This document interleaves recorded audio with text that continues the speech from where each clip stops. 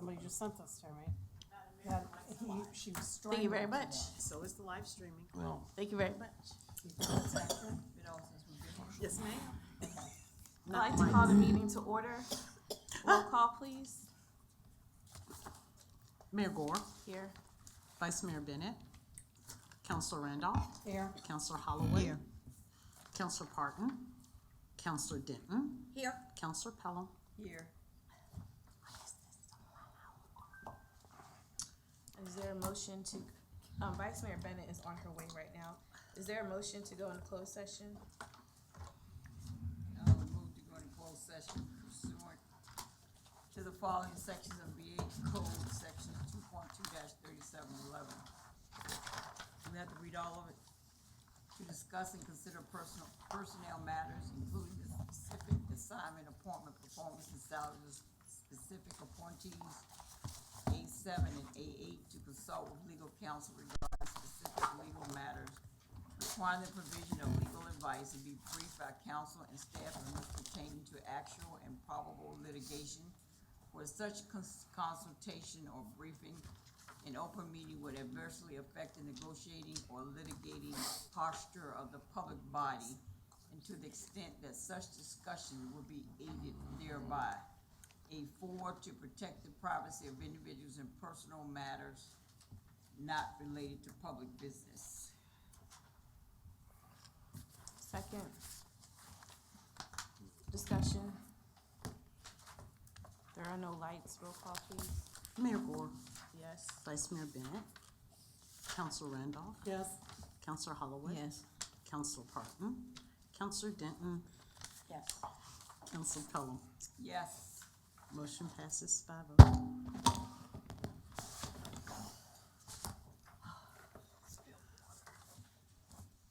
Where you on?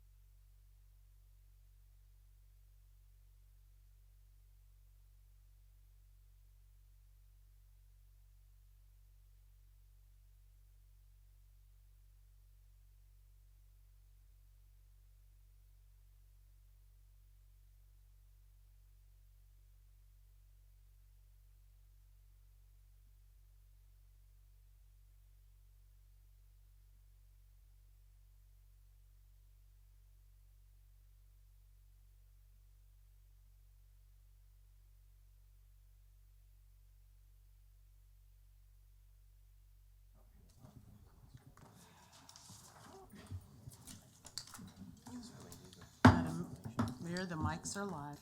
Thank you. I apologize for the delay of us coming out of closed session. We are going to not come out of closed session right now, just in case, because we do need to clarify a few things. So I'll ask the clerk to please put a reminder down that we need to come out before we leave, to go over the stuff with staff, and if we don't have time, then we'll come out of closed session. Understood. What?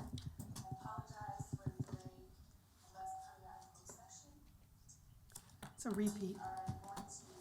The feed. Where's that coming from? It's the repeat. feed. It's repeating what she just said. Me and you were watching the feed earlier. How did it do? It's fixed. Oh, okay. Okay, Technology. so, well, that's good that that happened, because I would just advise that we should come out of closed session, and then, as council agreed to, if we do have time, we'll just go back in, take care of what we need to take care of, and leave.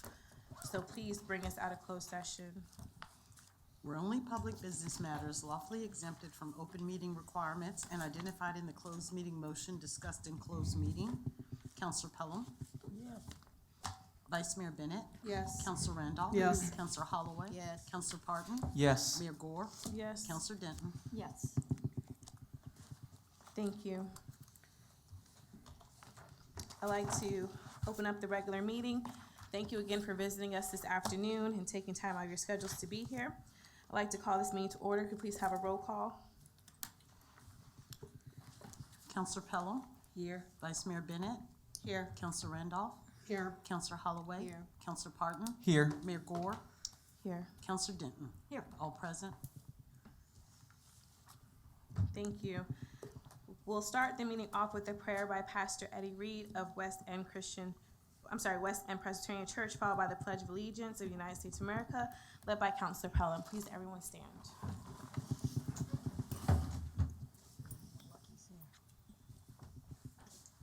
Okay. Since our guest isn't here tonight, I'll ask Mr. Dane to please do the prayer. Let us pray. Heavenly Father, first and foremost, we thank you. We thank you for all that we have, all the blessings we have, both individually and as a community, because we know everything comes from you. We ask that you be with us tonight as we try to conduct the business of this city and move the city forward in a positive manner. We ask that you be with each of the public servants who've given their time and energy, both as paid professionals and as elected officials, as we try to do the work here in Hopewell. We ask you to be with us as we continue through this day and into days ahead. In Christ's name we pray. Amen. Amen.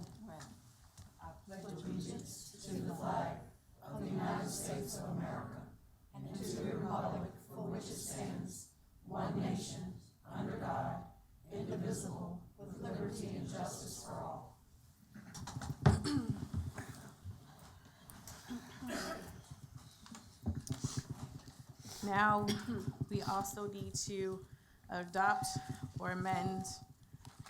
I'd like to make a motion to amend the agenda, R4. I want to request that we bring this back to council for action after we do a work session. Second.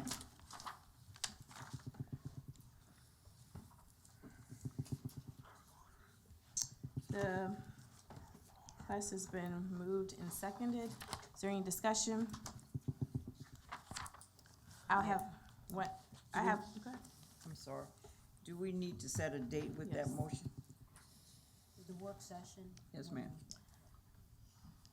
I was gonna recommend, since we called a work session for the 25th, I believe it is, to talk about the audit findings and workflows, we can add this item to that meeting agenda, Who's special meeting?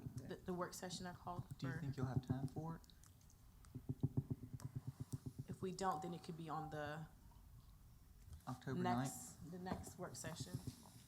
I think I would just recommend doing it on the 9th. That way you have a whole block of 24th. time dedicated just solely to that topic. Is there any work sessions on the 24th? 25th? The 25th? I mean, the next regular Oh, council the meeting. 24th, I'm sorry. Yeah. No. We can do it the 24th. Okay with Council that? Randolph has a most patient. I was gonna say pretty much the same thing. We really wanna work on the material findings, and I know that's gonna take us a while. So I agree, if we can come up with it on maybe a work session right after that, I'm open to the next week or whenever, but yeah. Is it everyone okay with the next regular scheduled council meeting since there's no work session scheduled right now? Is that gonna give us enough time? I'm not, We don't have any work sessions scheduled. Okay, so the hour is what we're gonna devote to it at the next council meeting? Okay, I'm okay with that. Madam Mayor, may I remind council of its own rules regarding work sessions? Remind us. As we place on the consent agenda or approved. Well, not just that, but, council is supposed to have separate work sessions, not in the middle of another meeting, and they're on specific dates for your rules. Madam City Attorney? I didn't hear your question there. Rodney, microphone. Really? Can't hear you. I'm sorry, I didn't hear your question? The council rules regarding work sessions. Yes. Generally has them have those work sessions on specific dates and times. I was reminding council of that and seeking your input as to if I'm correct on that. Right, I think there's a reference to how the agendas are currently handled as well. So I think at this particular point in time, depending on how much time the council believes they will need, they can elect to either utilize one of their work sessions that are currently in the agenda. More time would probably require a separate date, so it's really based on what they think their specific needs are. Okay. So following our current rules, the next regular meeting is fine to set a work session at 6:30. Okay.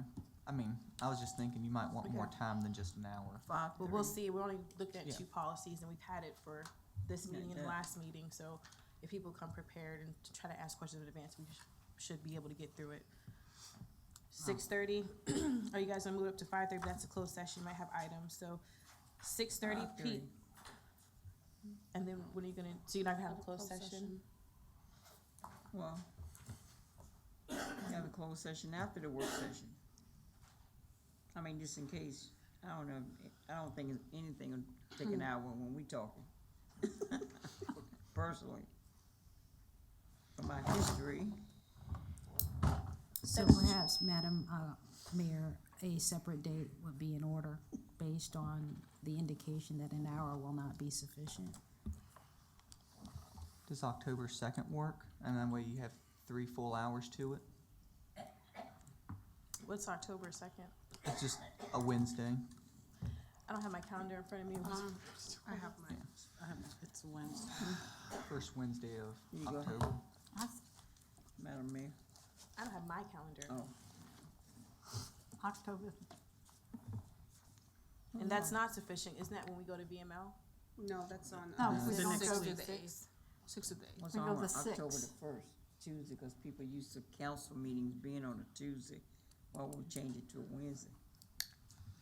You can do it on Tuesday if you want. I would suggest the 1st of October. 'cause people October are the used to 1st.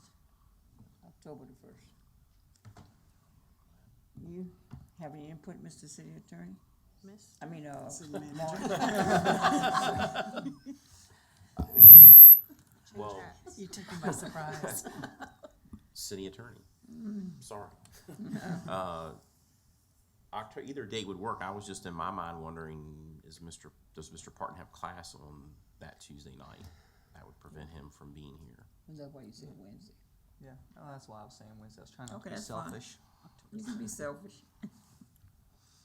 But I don't disagree that we're in a rhythm of Tuesdays and people know that council meets on Tuesdays, but, either date works for us. I was just thinking about Mr. Parton. What time did you get here tonight? Was 6:30? Is that I pushing got it? here at 7. 7.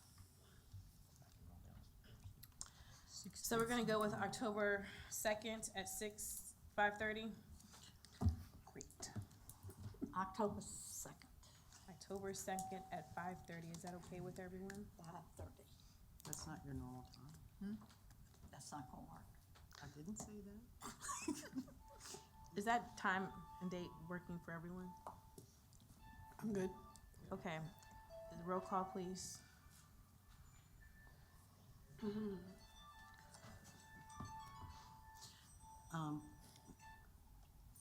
Okay. Is everyone aware of the motion on the floor? I have to ask. What you repeated?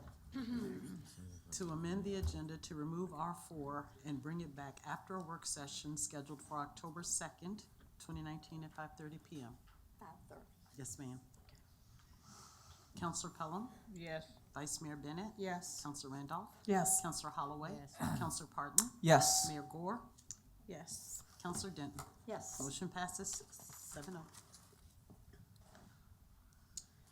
We were actually on the consent agenda. Is there a motion to amend or adopt this consent agenda? I will share that two things have come up. One is needing to vote on the showcase so that we can be able to continue to work on it. And I would like to personally pull out C2 for discussions. The I Love Hopewell Showcase. Oh, okay. Thank you. I had a question about the agenda. Can I do that now? I was a little, I know we're looking at changing our agenda format. And I was, under reports of city manager, I know that we had some things, one R4 that we've now changed and it's come off. Are all action items, Madam City Attorney, are all action items now gonna be put under the reports of city manager, city clerk? Okay, cause, No. And again, I'll defer to the city attorney, but my understanding is that the action items are going to be unto themselves, and the reports of the city manager will be things that are the city managers. okay, cause this confused me, cause I went and talked to Yeah. the city manager to Yeah. update, and I was like, you didn't put this on there? And he said, no, and I'm No. like, He did not. so was this just a one-time misstep, or were we? No, we did it the last meeting as well. Okay. As you are aware, I believe I spoke to council and I said, we are working on, it's a Okay. work in progress. Okay. Where we're trying to move items that are requiring action up. Okay. And as the current agenda format stands, there's nowhere else to put it but Yep. Okay. under the city manager. I, of course, did ask him if that was cool with him, and he did approve that. Okay, Can I ask the city attorney to interject just to answer the question regarding where action items go on the agenda? Right, so, I mean, part of Sorry. the challenge is that the format here in Hopewell is not completely familiar with what I've had in the past. So you use our agenda for action items and a number of other things. In terms of how the agenda will be handled in the future, it's, as the clerk said, it's a work in progress. The council has assigned to me the task of revising the rules of the city council.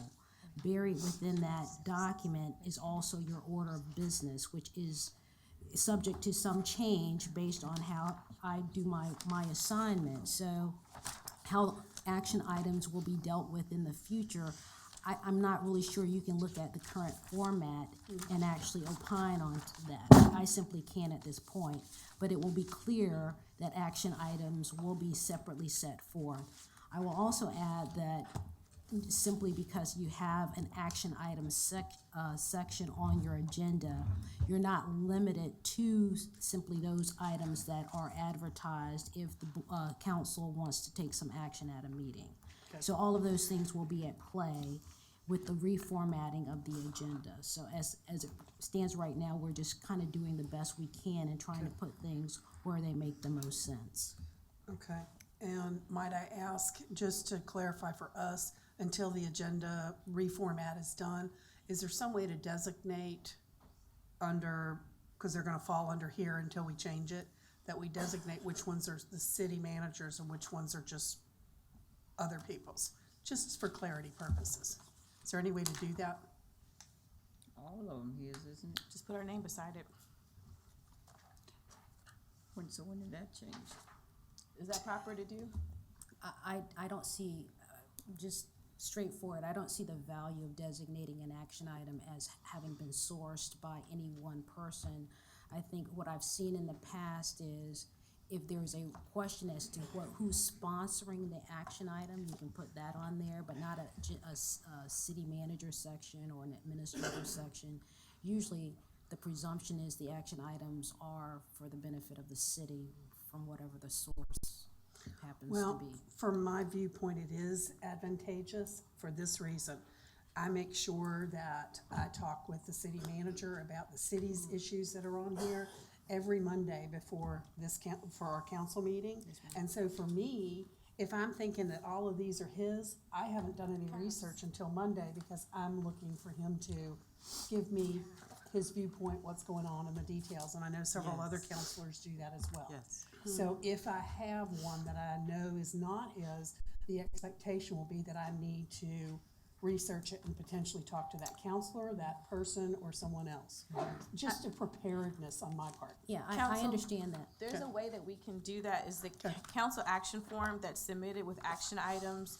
If you fill it out, it has who the person is submitting it behind it. So when you look at your packet, you look at the council action form, you can just see the person's name. And that will help you. I didn't see all of those items have that, so I They was. don't, but they will. Yeah, They- but okay, we can okay, make if it you be- can include that, that would be perfect. That's Yes. all I'm asking for, I- is just a little clarity. I think at the end, the council will approve whatever the format you desire. I mean, the question is, how is it teed up for you? So, I mean, Yeah. even if it's not there at whatever meeting you take action on approving the order of business, that can be something that's discussed. Yeah, I'm just looking at it for being prepared. So So I appreciate it. So until we change the agenda layout, we can require that all, our items have caps submitted. Perfect. Well, that's already the case. Well, But- I'm sorry. Counselor It is, Denton. what I've been doing them for counselors, obviously, and I just didn't put the name under staff because you're not staff. right, it wasn't required for us, so that's what I was saying. we can No, make I've just it. been doing it for you. Counselor Denton. Now, I agree with Councilor Randolph. I too have a meeting with the city manager every Monday before our council meetings. And I assumed, as she did, that all of this it says reports of city manager. And so I assumed it came from the city manager. But I read my packet, and when I go, he doesn't know any, he did not do those. So if I have questions, I don't know where to go to get my questions answered. So what you suggested, I think, will help a great deal. So if it's Vice Mayor Bennett, I'll give her a call and say, help me out a little bit. I've got some questions. So we can all agree, moving forward until we change the agenda layout, that will include CAFs, because, we all can put items on the agenda for action, so we just need to make sure the agenda reflects that. Thank you. All right, so just to clarify, I actually have a note from the clerk. The proclamation isn't on here, and learning my lesson from last time, we need to add it to the agenda. So I can't make motions, but I would like to request this. Someone please add the proclamation as R1, because it's an action item, not under C9, because that's not the proper place. Add I Love Hopewell Showcase as R4, and I would like to request pulling out C2. What about the military one? That's what your proclamation is, R1. Or one, so moved. Second. Second, Yep. what are we doing? You just put this, can you say it out loud? I'm sorry, I couldn't hear you. Okay. For the consent agenda, to pull out C2 for discussion. To be specific, it can be R5. Add the proclamation that we have this afternoon as R1. Make the I Love Hopewell Showcase R4.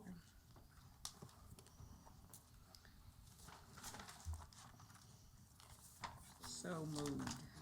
Seconds. I've already done that. Is there any other discussion?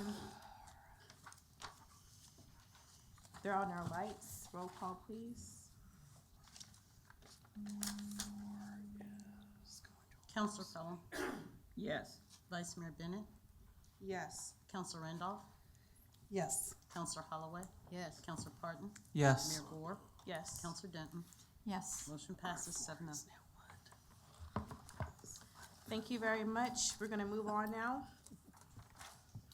R1 is now our proclamation for this afternoon. I would like to ask our guests to come You forward. skipped the proclamations. and I'm sorry, we have a presentation. presentation, which is actually not proper. I forgot. We have to pull that out too. So, Just move that. he has to do a presentation. Pardon?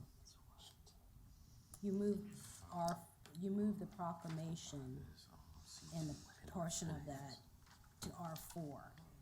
Yes, I didn't say specific proclamation, so technically I did move C9. Yeah. Okay, well, go ahead. Pardon? Proceed? Yes, because we actually have a group here for a proclamation. That's what I was actually referring to. But you have it as R4. You moved it specifically to R4 so that No, items R1. before. no, proclamation's The proclamation is R1. R1. Yeah, it's R1. I love Hopewell's R4. So And the now pending list R4 is is 5 and R5 is 6. I What? said proclamation No, she said- R1. Right. I love Hopewell R4. And the C2 pending is list R5. is R5. Yeah, that was the motion. Okay, but R1 is consideration of homeless shelter. So does that move to To R2? shift it down. To shift them down. Yeah. Do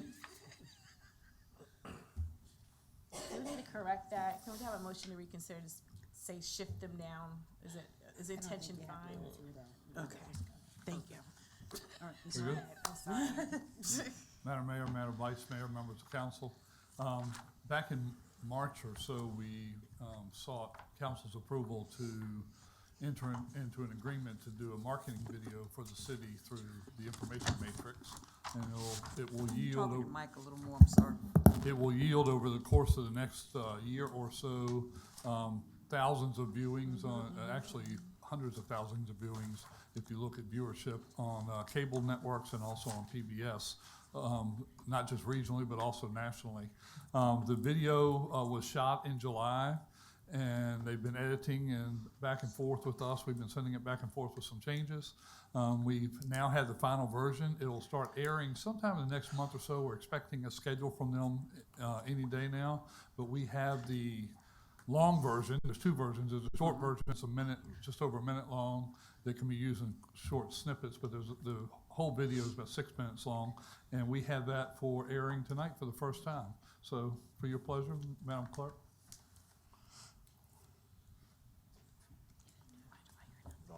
Volume.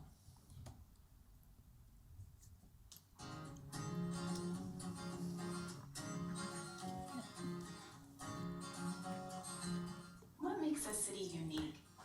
Throughout the history of the country, municipalities have been constantly reshaped by economic movements, burgeoning industries, and ingoing and outgoing consumer trends. However, the ability to persevere over time through prosperity and decline truly shape the identity of any community. Located at the junction of the Appomattox and James Rivers, Hopewell, Virginia serves as an incomparable example of city spirit. Hopewell can date its history back to Jamestown in that time. And with the founding of Jamestown, when the settlers landed there, they offloaded, they sent Captain Christopher Newport upriver, which is now what we know as the James River. What attracted Captain Newport to Hopewell, or what would become Hopewell, is the confluence of what we now know as the Appomattox and James Rivers, the ability to have rivers on 2 to 3 sides and only have to defend one side. That confluence in our location plays different roles over time. The first significant use of that strategic location is by General Grant for his headquarters during the Siege of Petersburg during the Civil War. Essentially, Hopewell becomes the birthplace of logistics. When we move forward in history, the industrialization that occurs here in the United States. Then we had World War I. In 1915, the early 1900s, the E.I. DuPont Company came to Hopewell and established a dynamite facility to supply dynamite to the States. With that, they went from about 3,000 employees to over 30,000 employees almost overnight. And the city just grew up.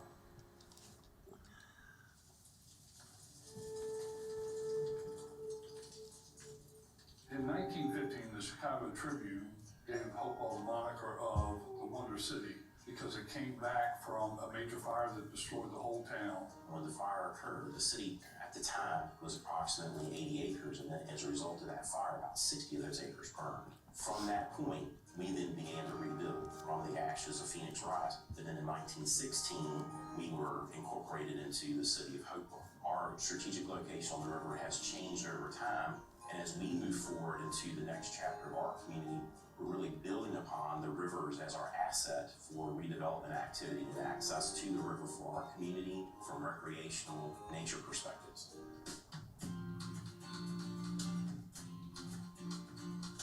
With a storied heritage and a resilient nature, the city of Hopewell has now been reborn through modern innovation and the dream of an exceptional future. Now being recognized as one of the best places to live, work, and play in the state of Virginia, Hopewell is living up to its longtime moniker of the Wonder City. In the past, people who lived in inner cities were moving out because of amenities they could find in the county or more rural areas. Unfortunately, with locations like Hopewell, we lost a little bit of our population. However, what's unique about our city is we're very small. We're 11 square miles, and we're surrounded by water on 3 sides. For many years, people thought that that was a detriment to us because we're waterlogged as opposed to landlocked. But that's an asset now because since people want to move into more populated areas and have things within their reach, we can have that community here in the city. There's a real renaissance occurring in Hopewell currently. They put $2.5 million into the marina. They put $12 million into the new library. They put $4 million into the Beacon Theater. They put $8 million into streetscaping and road improvements in our downtown.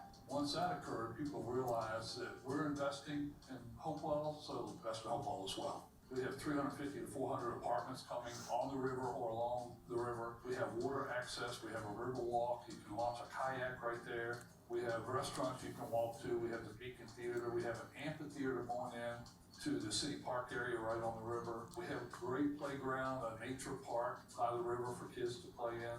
It's just a wonderful location, but it's a perfect setup for millennials and empty nesters, people who've been priced out of possibly because of retirement or because of starting their career and college debt and so forth. They've been priced out of some of the places like in Richmond. This is a waterfront community where you have water access, but you get in at a price point that is like you live in a garden apartment in the middle of a county somewhere.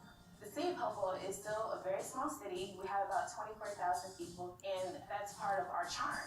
People are coming from outside the area to come to our community events that Parks and Recreation puts on, and some of our other community partners. They're nice, big events. However, you still have that small feel where you feel comfortable. We have to look at redevelopment as an opportunity. We may have buildings that are unused today. We had a fire, so we have to look at reuse of property in the early 1900s. Today, we're looking at buildings that may have been used for a specific purpose. How can we reuse them to move our community forward today? How can we repurpose buildings? How can we repurpose properties? So there is a great deal of parallel to what happened in the early 1900s and what we're experiencing today 100 years later with regard to the rebirth of the community and where we're trying to take things.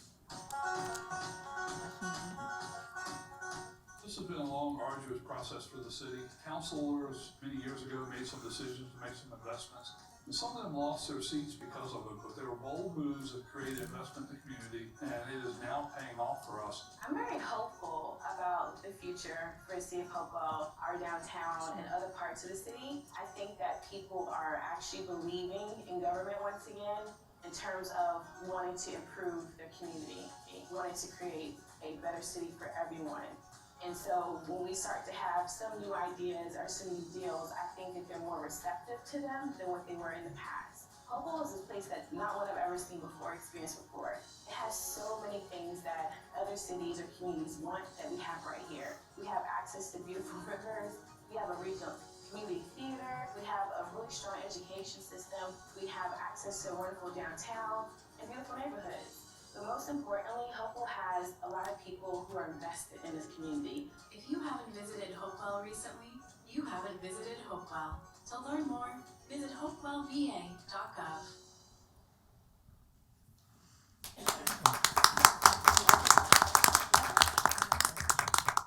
Well, thank you. We were really pleased with how it turned out. The company worked long and hard with us and made multiple edits because we didn't like some things initially and they tweaked it.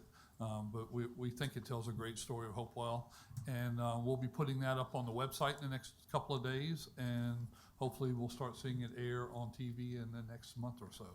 As soon as we get a schedule from them on the known viewing times, we'll distribute that and make sure you all have that. Thank you. Thank you, Mr. Dane. moving I have on. a question. Go ahead. So that's the final product, there's no, last edit that will be done, or could be done? I'm not saying they couldn't be done. If you want to have a conversation afterwards, or you want to talk about something, we'd be happy to. I think we could probably get a couple tweaks in there if there's something that concerns somebody, Yes, or sir. something that we feel we left out or whatever. I appreciate it. Okay? Any other questions? And Mr. Dane, council, how will you have them see this? Because I don't think I have the final version, I have the first draft. In terms of after this meeting, if they want to look over again to give you some suggestions. I'm sorry, I didn't hear that. This is not in the link, it has to be downloaded correctly, correct? So how do you want them to be able to get the video so they can look at it again to be able to give you feedback, like Counselor Pelham? We can get IT to distribute a link to y'all tomorrow. We'll give them to house on the website somewhere, and you'll get a link tomorrow so you can look at it again. If you have any comments, we really need them this week because they have to finalize this. I'll be off the next couple of days, but when I get back on Monday, I'll get with them to get it finalized based on the comments that we've gotten. Counselor Randolph? Charlie, tell us how much this cost. The 20,000. If I remember correctly, it was $23,500. And our evaluation of it was to hire someone to come in and do a commercial shoot for that would be probably $75,000 to $100,000 for a marketing firm.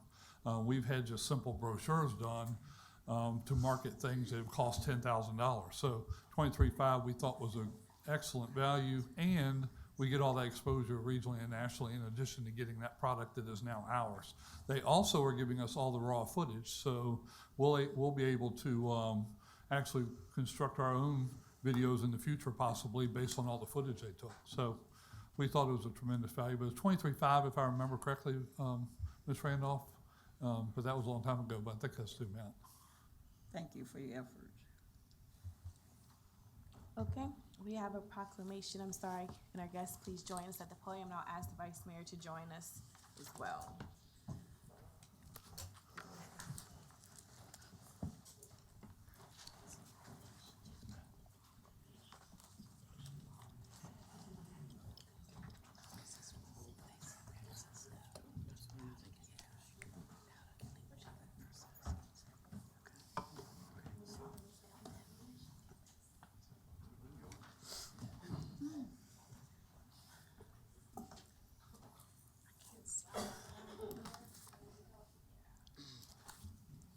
Unconditional, selfless Christian service at the point of need.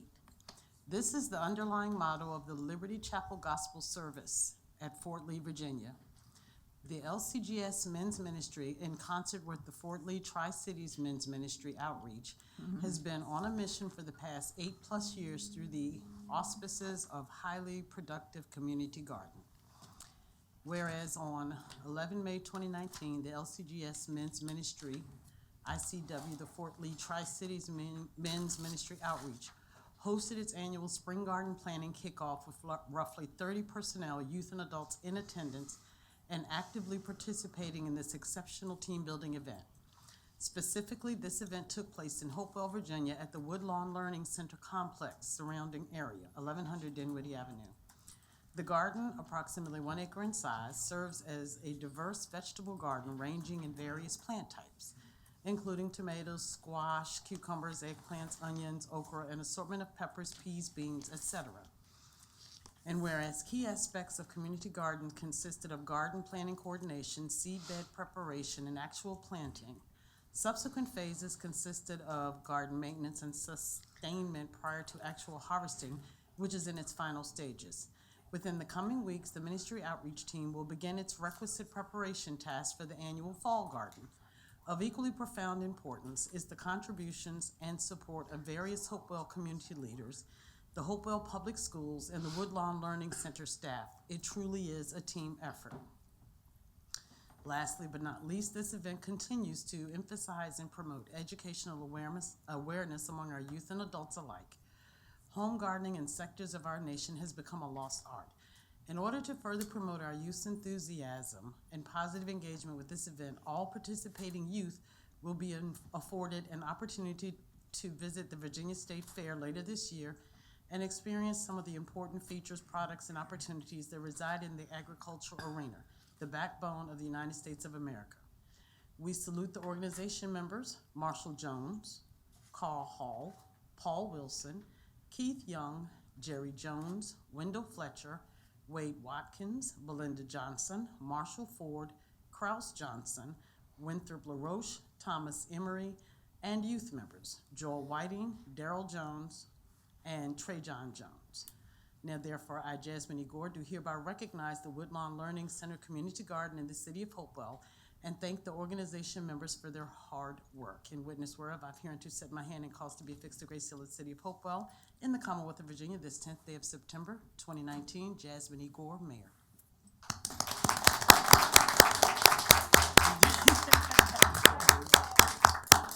just share that Vice Mayor Bennett requested this recognition for today, and so I won't comment past that and hand the mic over to her to thank you guys since you're an award she wants to recognize you this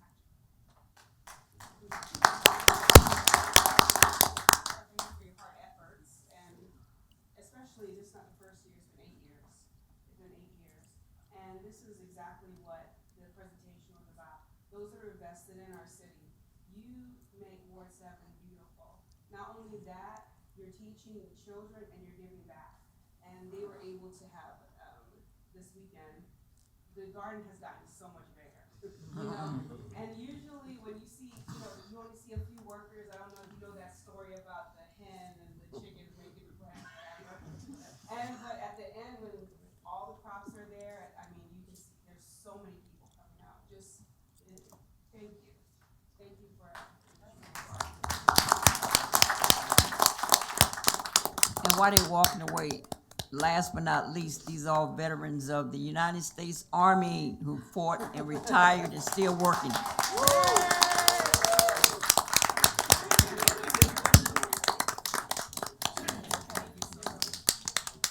Young volunteers too.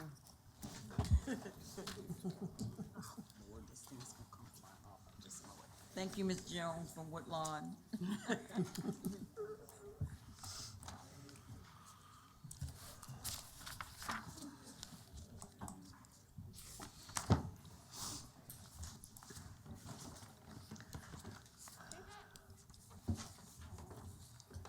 Thank you. We are now going to move into R2, which is a consideration of the homeless shelter services. Mr. City Manager. I think you're probably going to call him Mr. Dane. No, Mr. Spicer? Madam Mayor, communications from citizens. Did I Red skip Ray. that? I am. Oh, we skipped it all along. We did the proclamations. We skipped it. We have people signed up. So FYI, if you're trying to figure out what's going on, I learned that in our consent agenda, we have been historically doing it inappropriately. The action items of the proclamations and presentations should not be included in this section.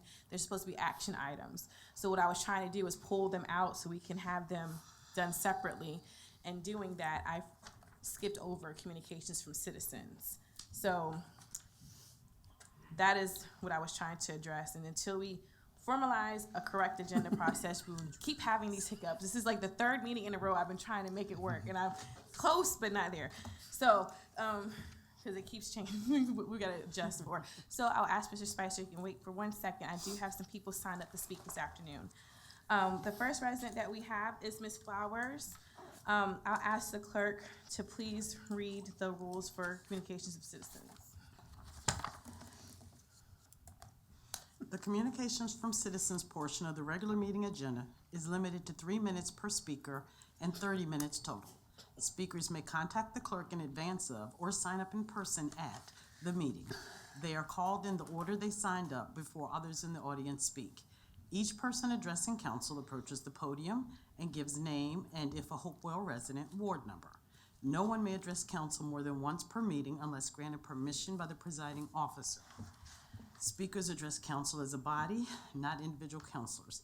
Questions are asked of councilors and staff through the presiding officer. The presiding officer, subject to free speech considerations as determined by the city attorney, has the authority to deem a matter inappropriate. Upon motion of any councilor, a majority of councilors present may allow the speaker to continue. Any person who makes personal, impertinent, abusive, or slanderous statements or incites disorderly conduct in the council chamber may be reprimanded by the presiding officer and removed from the meeting upon a majority vote of councilors present, excluding any councilor who is the subject of the motion. Thank you very much. Yes, go ahead. Good evening. How y'all doing? I was at I had to speak on this. I was at the housing board meeting last night, and I'm still suffering with mold in my apartment, 12D South 8th Avenue. And I shared the pictures with some of the people on the board meeting there last night. And I had one person, I don't want to call her name, I can't do that. They say I can't call people names right. Or the person that's on the board, they didn't want me to talk in the meeting last night. And they got up and told me I couldn't talk. And the other people told me I could, and I showed these pictures. My apartment is full of mold. And my floor tiles is coming from the wall. You can just see down in the floor where I'm living. And I've been in housing for almost 31 years. And I never had a problem with my rent. I've never been to court, none of that. And then I go talk to them about residents bothering with, doing stuff. They never do nothing about it. And then they be like, we're gonna take care of it, and they never take care of it. And I got a problem with that. Then it's about money. It's all about money. It's not about the residents that live in their housing. Some stuff that I listened to last night, it's like they were talking about how much money they gonna get. They weren't talking about how they gonna fix these apartments for these people, how these people live. And that's bad. It's about money, but it should be about the people. And I have a lot of issues over there, but I can't really speak on everything.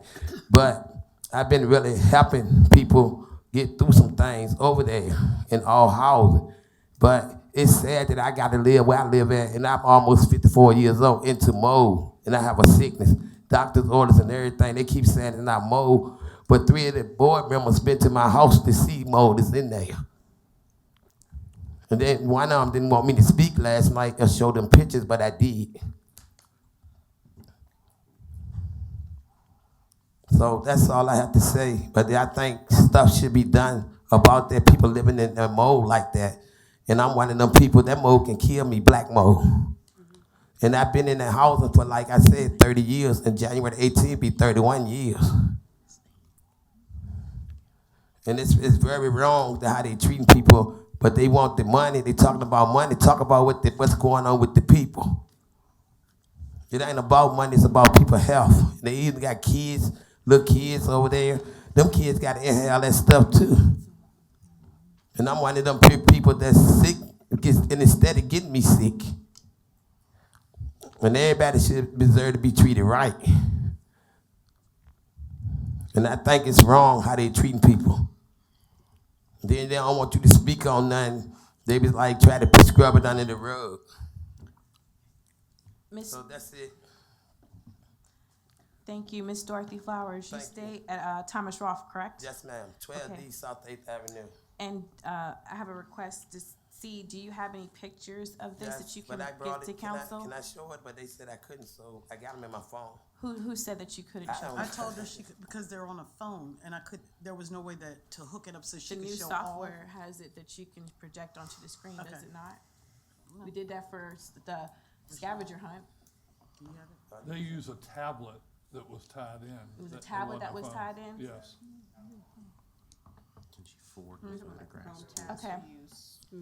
So can you please provide the pictures to the clerk's office or the manager's office, either Tomorrow? or, as soon as possible, and then Okay, I they'll can reach do out. that. It's no problem. And then the manager wanted your contact information. I think he's gonna reach out to you. So who I get it tomorrow? I go to. I come up in the same part I always come to. Yes, ma'am. Yeah. The second floor. Second floor. One second. Make sure I don't get lost. But But I thank y'all so much though if y'all can do something about that because there's a lot of people inhaling this mold and this stuff is killing people and people churn. And Thomas Roth is under Ward 2, correct? Is it 2? Yes. So, Mr. Altman, can you make sure that Ms. Counselor Holloway is in those communications when she brings information And in? I did, excuse me. And then, Counselor Pelham, you want I to say? just wanted to add, if Madam Attorney could get the statutory requirements, I read somewhere that once a mold is identified by a landlord, they have certain requirements to fulfill. Could you provide that to Ms., if it's not asking too much? Yeah, I've read it somewhere in that. You want me to provide Under it to statutes you, for or? mold for landlord, what they have to do as far as eradicating Right, the so do you want me mold to? and tomorrow, yes, ma'am. Yes, we want to. Can you Thank you. copy call of council, please, on that? Because that was actually a legislative item from last year that we tried to look into, too. I'm only asking a question. You stated you mentioned this, or you have made this complaint, and who have you made the complaint to? Did you make it to the department? If I'm allowed to say the names, I would tell you who's been in my apartment. and Just they to know it's clarify, illegal. Because were you instructed by administration, who told you couldn't share names? But you know, for the last time, it was a while back when I was here, but I was like told I can't really call people names, right? You know, like whatever. So But, during- but during- can I share that with y'all? Who the people that been You in my can house? share it to the manager, so, Yeah, I mean, but let you the can't say it manager- here, because you can't directly, talk about someone during the communication with citizens, Okay, that's what but we're I ain't- but referring I to. ain't- I ain't talking about them, just letting y'all know who been in my apartment. I'm not gonna Tell talk bad him. about No, what I'm them. saying is you can't mention someone by name, I'm not, that's No, just I what the rule understand, I is. So understand, you can but- let him know and let Ms. Holloway So know, what time we is can clarify available that. for me to meet with you, sir, tomorrow? I can come in the morning. So they really need to do something about that. And then we'll get the name of the person through him, and we can contact, okay, Ms. Flowers? Thank you. No problem. Thank all of y'all. Welcome. All right, good? Yeah. Okay. Ms. Catherine is it Potluski? I believe this is her signature. She's gone. Okay, Mr. Haley?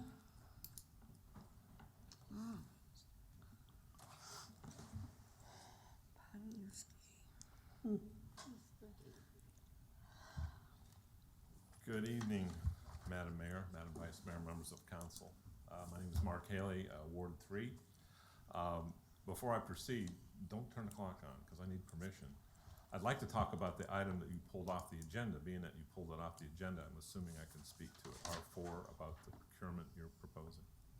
Is that okay? It's on the agenda. But you, a minute ago, 10 minutes ago, removed it. We tabled it to a later meeting, but it's off the agenda? Okay. So it's off the agenda? Yep. So now I can go. You're gone anyway, we passed a vote that we can talk about the agenda. I just urge council to proceed with great caution. I'm glad you pulled it off the agenda because it deserves your time and effort to look very clearly at it. I think it strikes to the core of the basic tenets of the council manager form of government. It's way too far in the weeds. Specifically, my concern was where I read that you wanted council's involvement or approval for any emergency purchase in excess of $35,000. That's way down in the weeds where you really shouldn't be. We said on the video, good governance. This would not be good governance because I can speak from two different perspectives as the manager of the regional wastewater facility, now water renewal, and as the city manager, that there's a multitude of times as the director that something big at the regional wastewater plant broke that would cost more than $35,000. We would not have time to assemble council in any forum where you have no authority unless all 7 of you sit together and 4 of you agree. Where something big would broken, you would risk environmental damage, you would risk compliance with the permit, you would put the city at risk. You would also slow the pace of government to a point where I don't think you want to be. So I just ask that you talk to the professionals. I also think that at $3,000 for written quotes, that's so far under what state guidelines are, so far under what you would find as good guidance from ICMA or VML. That's way too restrictive. The ordinances you've had for many years have been working. Unless you know of a break, fix the break. But if you cripple your staff to be able to do it, it would not be good governance. I think you would really regret that. So I'd urge you to listen to your staff, have that work session, and look at the ramifications. Listen to the directors that we impact. If there's some departments that you want to cut out, well, then why do it at all? So just be very careful about that. I have grave concerns over that. You should do that very cautiously. Another matter I just like quickly, because I know I have a little time left, I also read in media reports about the banning of people from City Hall. I know this arose from an internal little issue here, and that's not one I want to address. But I can say as city manager, there were occasions, I'm sure Mr. Altman will run into them, where we banned someone from City Hall because they were having a manic episode or they had some sort of a mental incapacity, perhaps bipolar. You don't want council to ban that person from City Hall. Let the professionals deal with it, people who know how to deal with mental health professionals. I would think for council to ban someone from City Hall for behavior, you again would have to assemble in some fashion, all 7 of you, and 4 of you would have to agree to that. I don't think it shows a lot of compassion to take somebody who may be bipolar and have their name on an agenda as being banned from city council. And so I know you were addressing an issue, but think a little more broadly on dealing with that, and especially dealing with people with mental issues. They need to be dealt with very discreetly and with great compassion. And we did that by using the police people who can talk to them and other mental health professionals or some at social service and whatnot. So I would ask you to really consider that ban and how, not that you do it or don't do it, but how you do it, and let the proper people deal with it so it can be done with discretion and not embarrassment to people. So thank you for listening. Thank you. Okay. May I say Does something? anyone else would like to? I think on this one.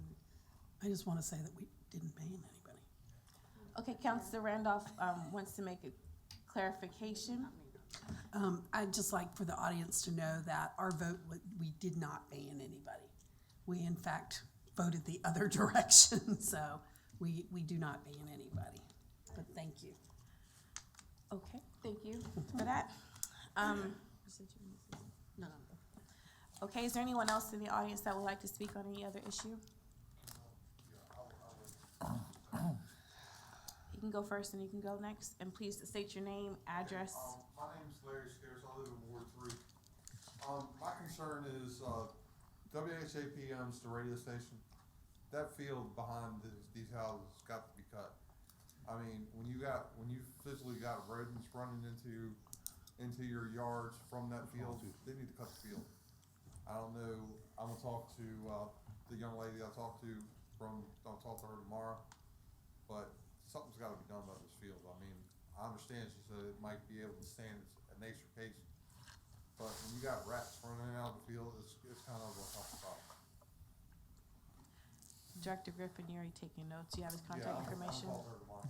Okay, A lot of thank you. Ms. Stokes, can you please state your name and address? No, your ward. No, it's address on here.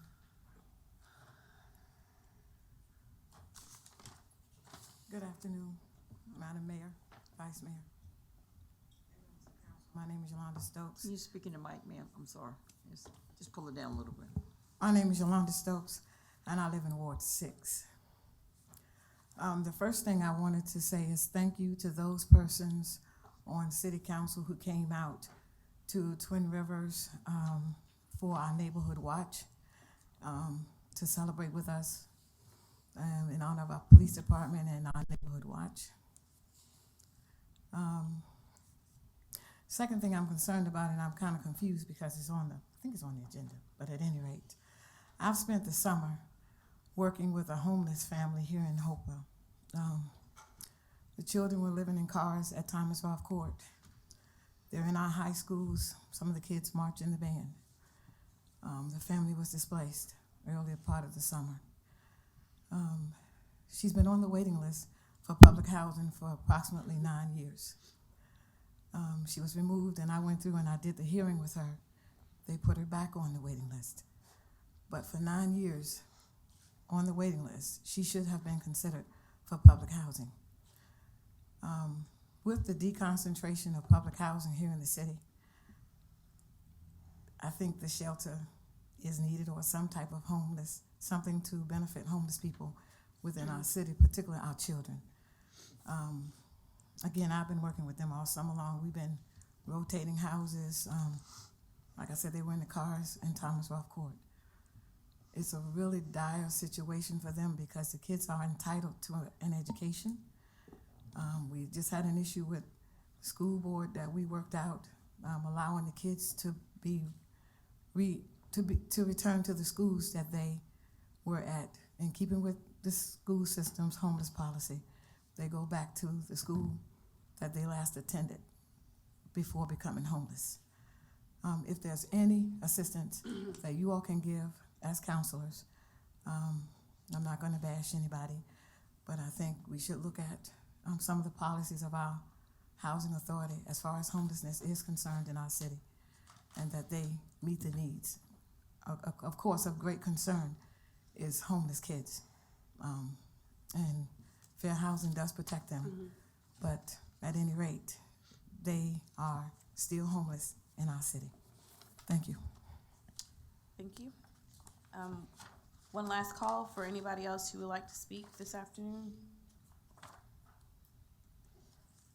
Please state your name and address. Shamika Lewis, 3414 Granby Street, Ward 7. This wasn't a plan for me to come up and speak, but I felt the need to speak. The current events that has been taking place, I did a Facebook post today, and it's very dear to me that our community is in dire distress with a lot of different events. And I have also put on my Facebook page that I am asking for law and order in the city, because this is a community that I know of, and the things that's going on now is really out of control. Not that I take a step away from me as being an advocate. I've worked very diligently. We will be a nonprofit coming at any time. So I will be working with resources to bring to the community to help with the social needs and the systematic issues that we're having in Hopewell. But at this time, I'm asking for every council, city manager. I work with the police, so I have nothing bad to say about anything that y'all doing. But I'm asking, please, if y'all could look into the areas that is being affected. The community is traumatized. They are in fear. And I have also said again that this is community terrorists that is being enabled and is now affecting our community. So I come here boldly to say in front of City Council, and I have put on my Facebook that I have petitioned for for action to be done immediately, please. And thank you. Okay. Thank you. No one else stood up to speak, so we're gonna move on to R1.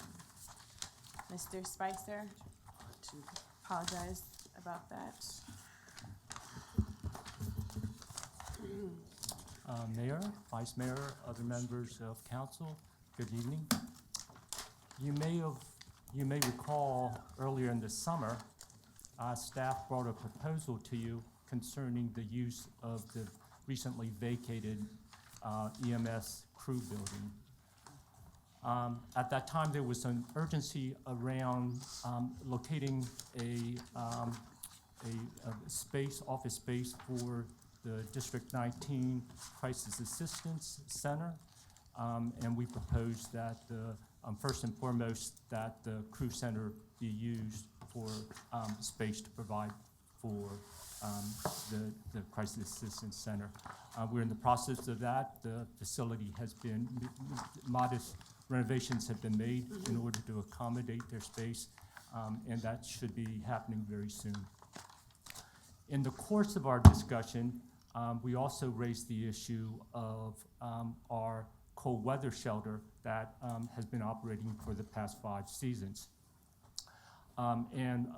We briefly talked about the shelter in terms of the fact that we were at the end of a 3-year lease, and this was a fork in the road in terms of a new location for the shelter, whether to release the property that we were leasing, or to look at another alternative that alternative we were suggesting was also at the former EMS crew building. During that discussion, two issues came up, and they were around whether to look at that shelter from the current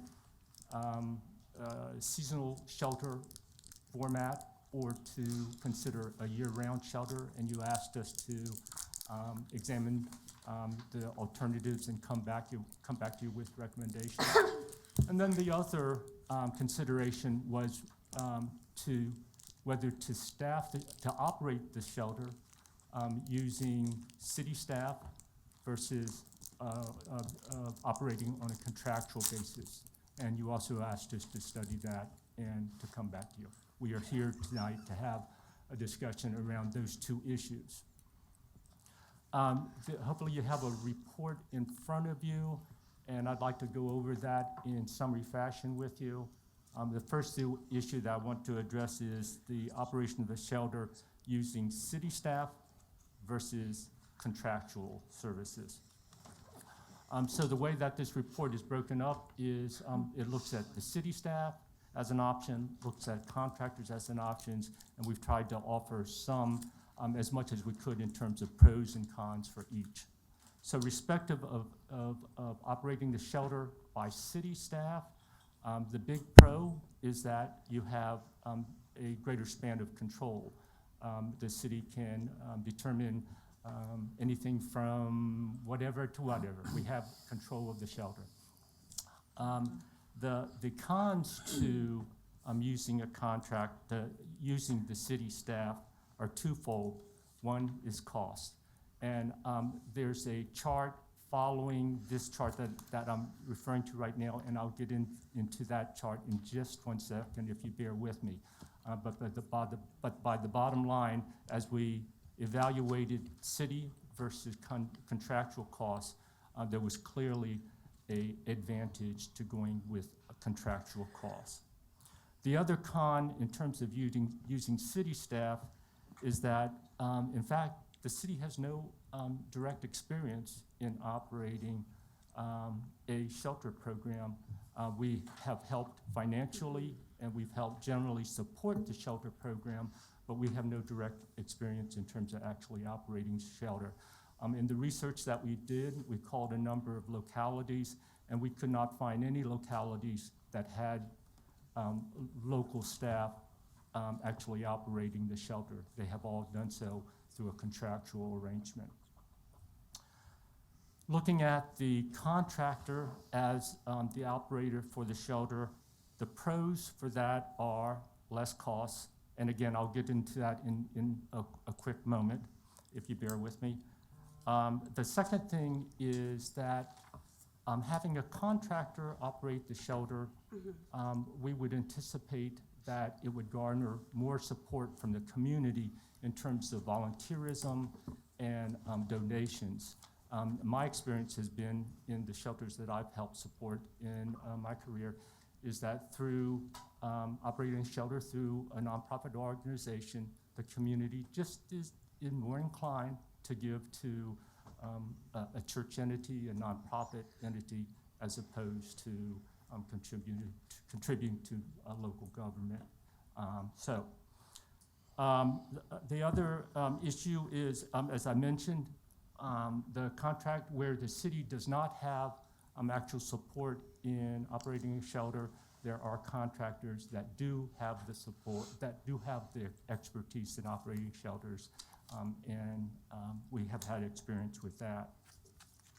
The last pro that I should mention to you, and really a real critical one, is that if it was a matter of the city operating the shelter through local employees, we do not have a labor pool for shelter,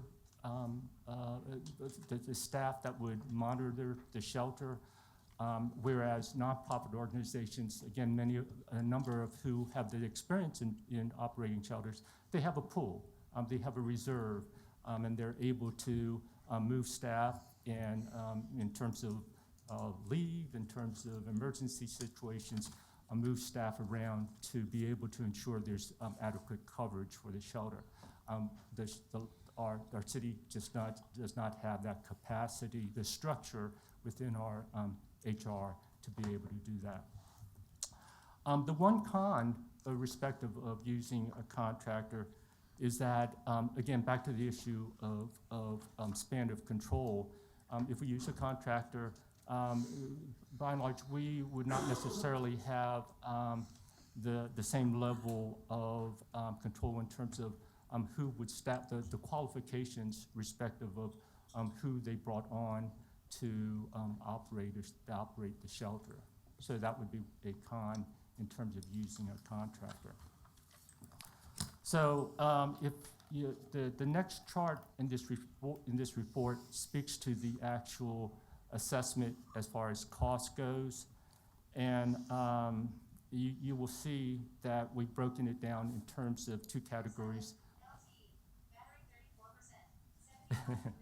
In terms of a facility shelter manager, a full-time individual that would operate the shelter and also act as a facility manager to ensure for scheduling for the facility as a whole and attend to the building and whatnot.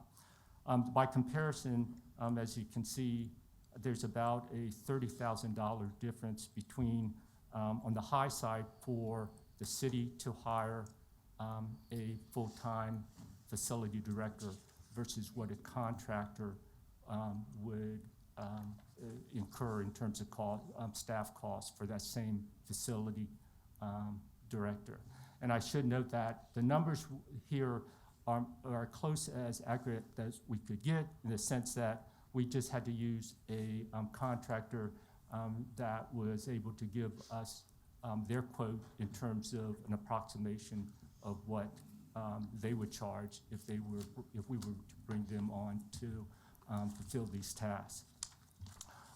In terms of the shelter monitors, the difference, more or less rounded up, is about $1 an hour difference. Again, where the city staff costs would be higher than using a contractor to operate the shelter. So measuring those pros and cons, respective of whether to use a city staff versus a contractor for the operation of the shelter, the staff is recommending, for all those reasons, respective of the pros and cons, that the city should consider using a contractor for the operation of the shelter. The next issue that we were asked to look at was seasonal shelter, as it's been for the last 5 years, versus a year-round shelter program. So again, we looked at that from the seasonal perspective, pros and cons, versus the year-round pros and cons.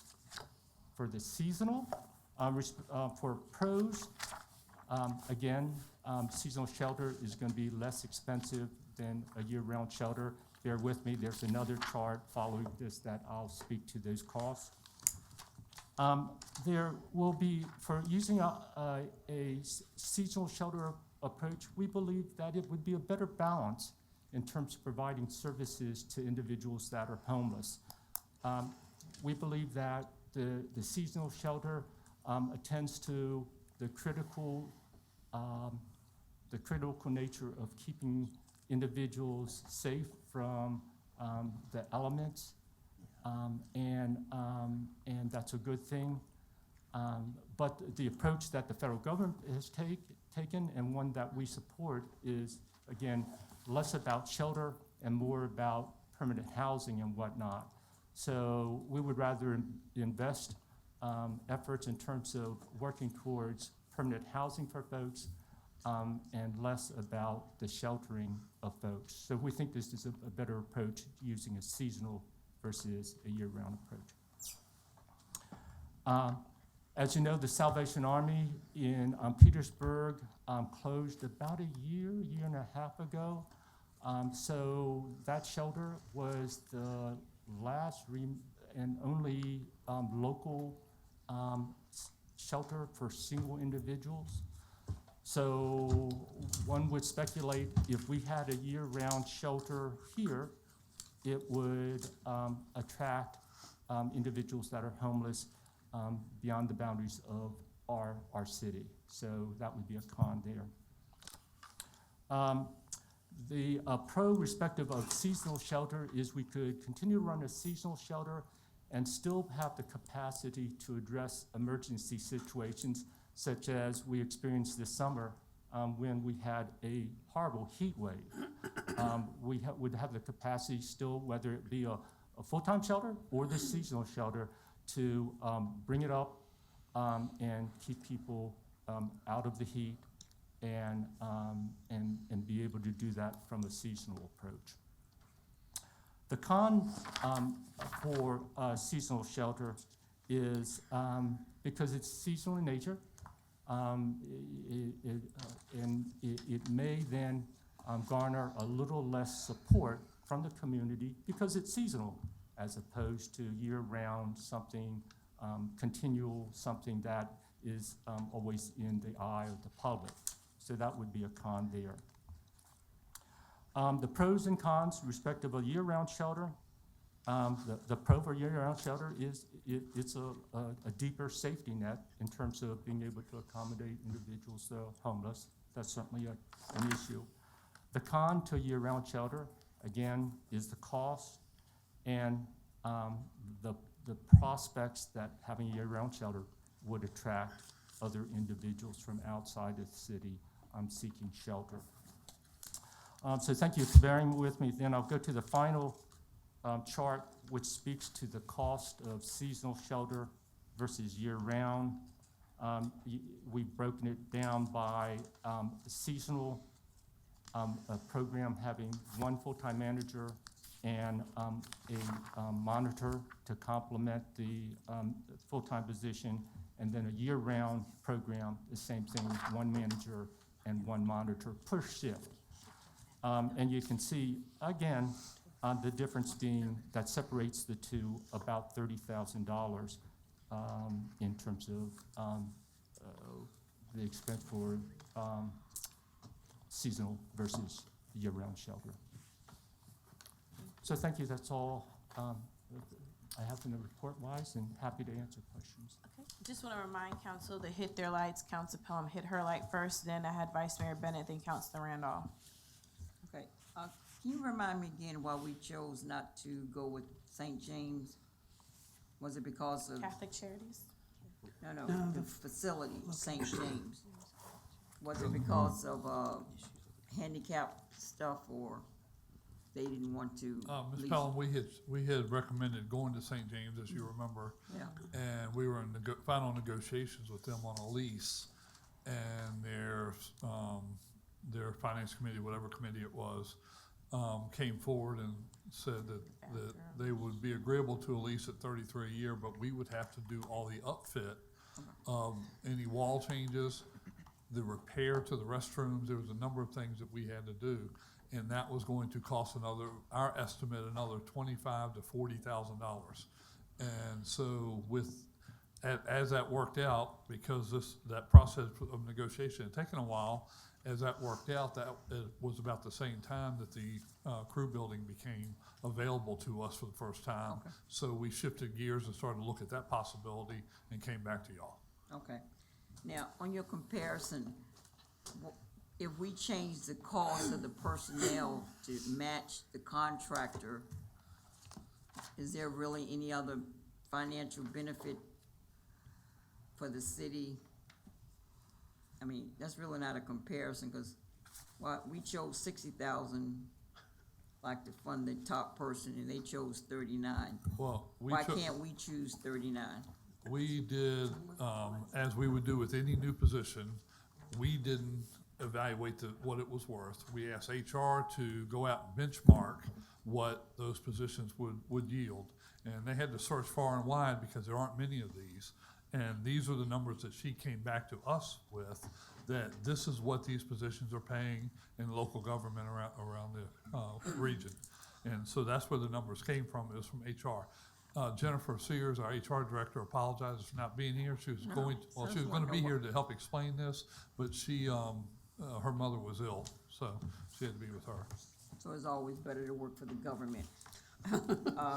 And two people running the facility on both sides, how in the world could you actually do that based on the experience of the last 5 years?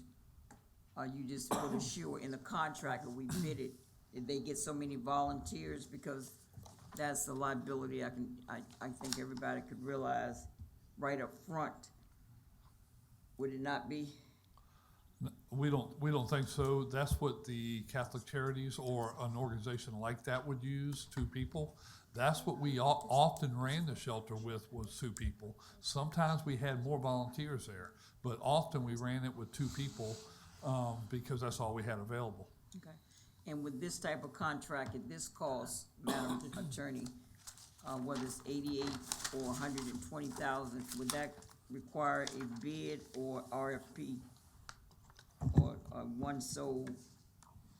You can do an RFP or a bid on this, but it would require formal or competitive procurement. That's why the urgency of being here tonight. If we're going that route, we need time to do the bid to get them on board before we open the shelter in November. But yes, we would do a bid for that service. We wouldn't just award it to anybody. We would ask for pricing. There aren't many people who do it, but we would ask for pricing. We didn't do that before, though, did we? Well, before we did that, first year we did not. The first year we used Catholic Charities, we did not because it wasn't nearly that much because they only provided one person to help us, and we provided volunteers. But our volunteer pool had dried up. We still paid how much, 60 grand? That Or, year? no, I think we paid $18,000 that first year, which was under our purchasing limit. I don't think so. Okay. Bring me back a price. I know it was more than that. It was underneath our purchasing limit. Okay, I just think it check was with 18 personnel because we or augmented finance. mostly with Check volunteers. with finance. If you Pardon? don't, please check with finance to see what we paid Catholic Charities for the Halfway. last 5 years, or whenever it was. Well, that's the only year we paid them. That's the only Okay. year we used them. And benefits, what do you get benefits for 99 cents? What does that mean? Is that just If something you add? because to- of the number of hours we'll have to work these part-timers, they are entitled to part-time benefits, and that's the value that HR put on it per hour for the time off that they would be allowed and so So forth. that's per hour. Yes. Salary. It doesn't say that. It just says 99 cents. Yeah, those are hourly rates on the part-time shelter monitors. And why does the contractor add an administrative fee? If they want to call it a salary, why didn't they just put it under salary? So they take that admin fee and just pay the person 39? That's their overhead expense. As part, they just broke it down for us. They could have just said, we'll charge you $12.99 an hour. They just add that in to show No, I'm you talking how about it the breaks out. contract up top. Why you? The same thing. have to pay They them have an admin administrative fee for to their people? They have administrative fee to oversee their employee who's running the shelter. That's part of their cost. And so they would, since this is a shelter, we would pay the cost of the building overhead and all that. The building I know is paid for, but, so the overhead would be in kind from the city. Which we were doing anyway. Yes, ma'am. We would do that under Thank you. any scenario. Thank you. Yes, ma'am.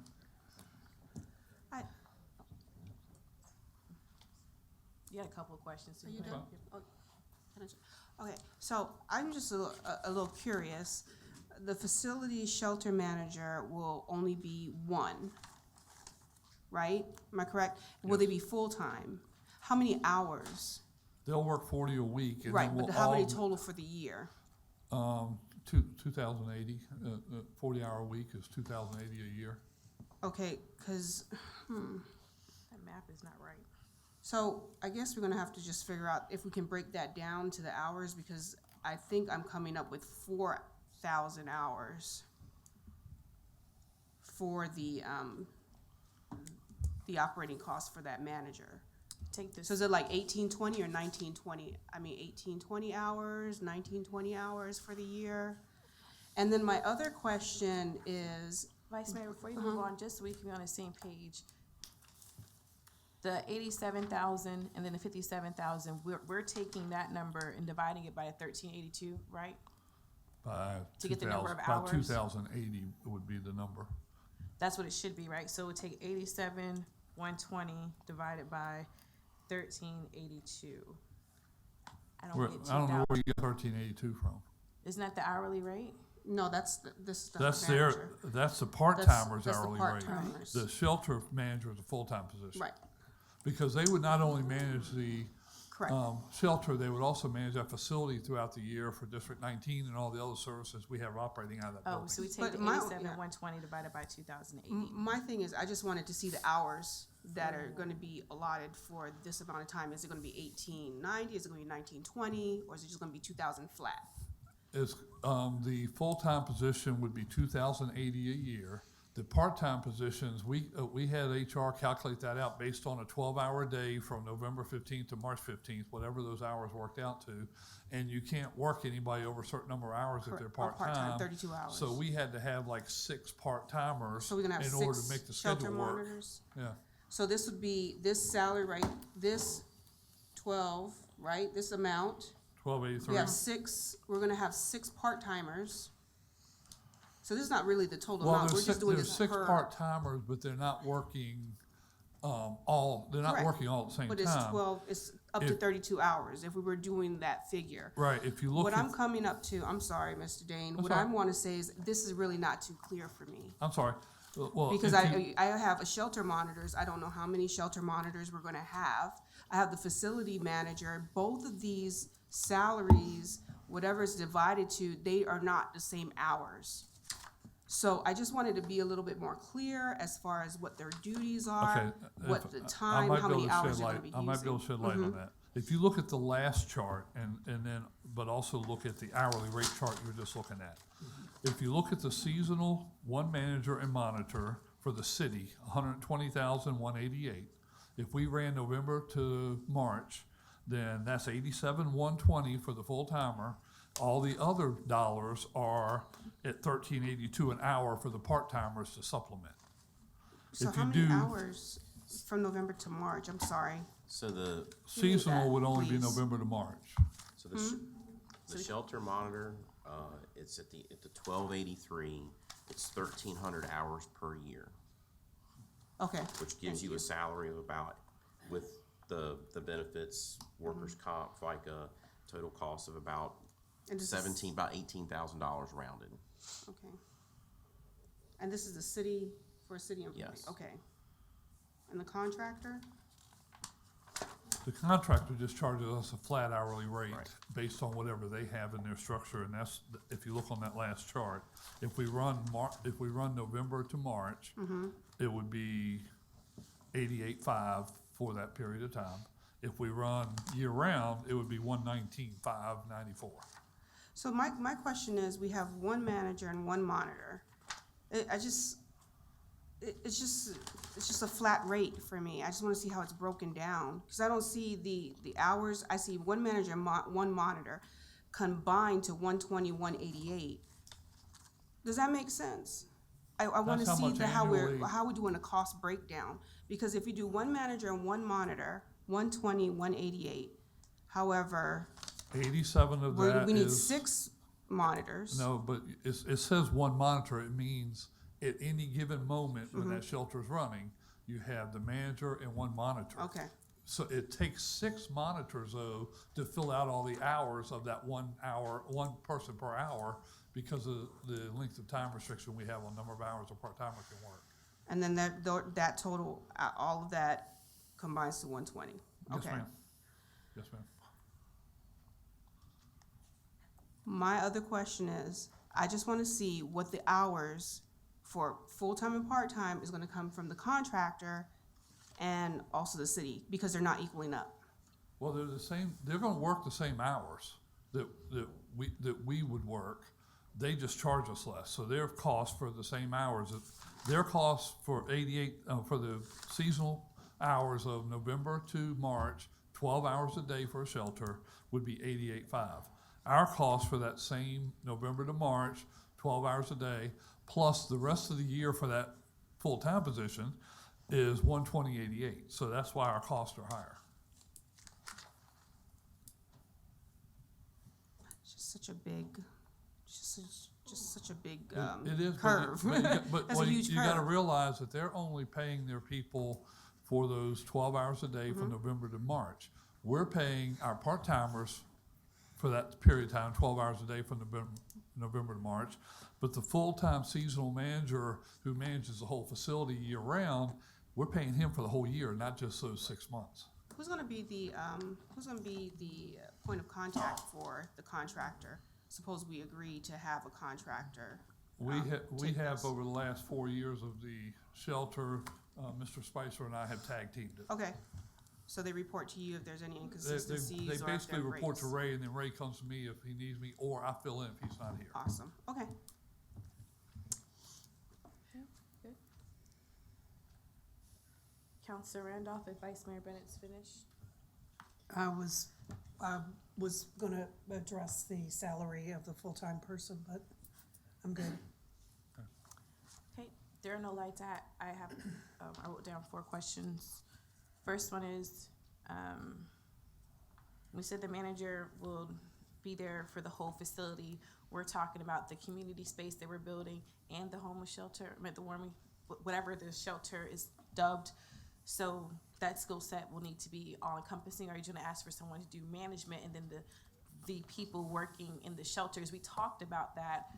We said that we want to have expertise for the shelter spot, but then the overall management needs to be a different skill set. But the Doesn't necessarily manager's need gonna be have to that. have both, but you're right, it's a skill set of being able to manage the whole facility, but they're also going to have to be brought up to speed on managing the shelter directly as well.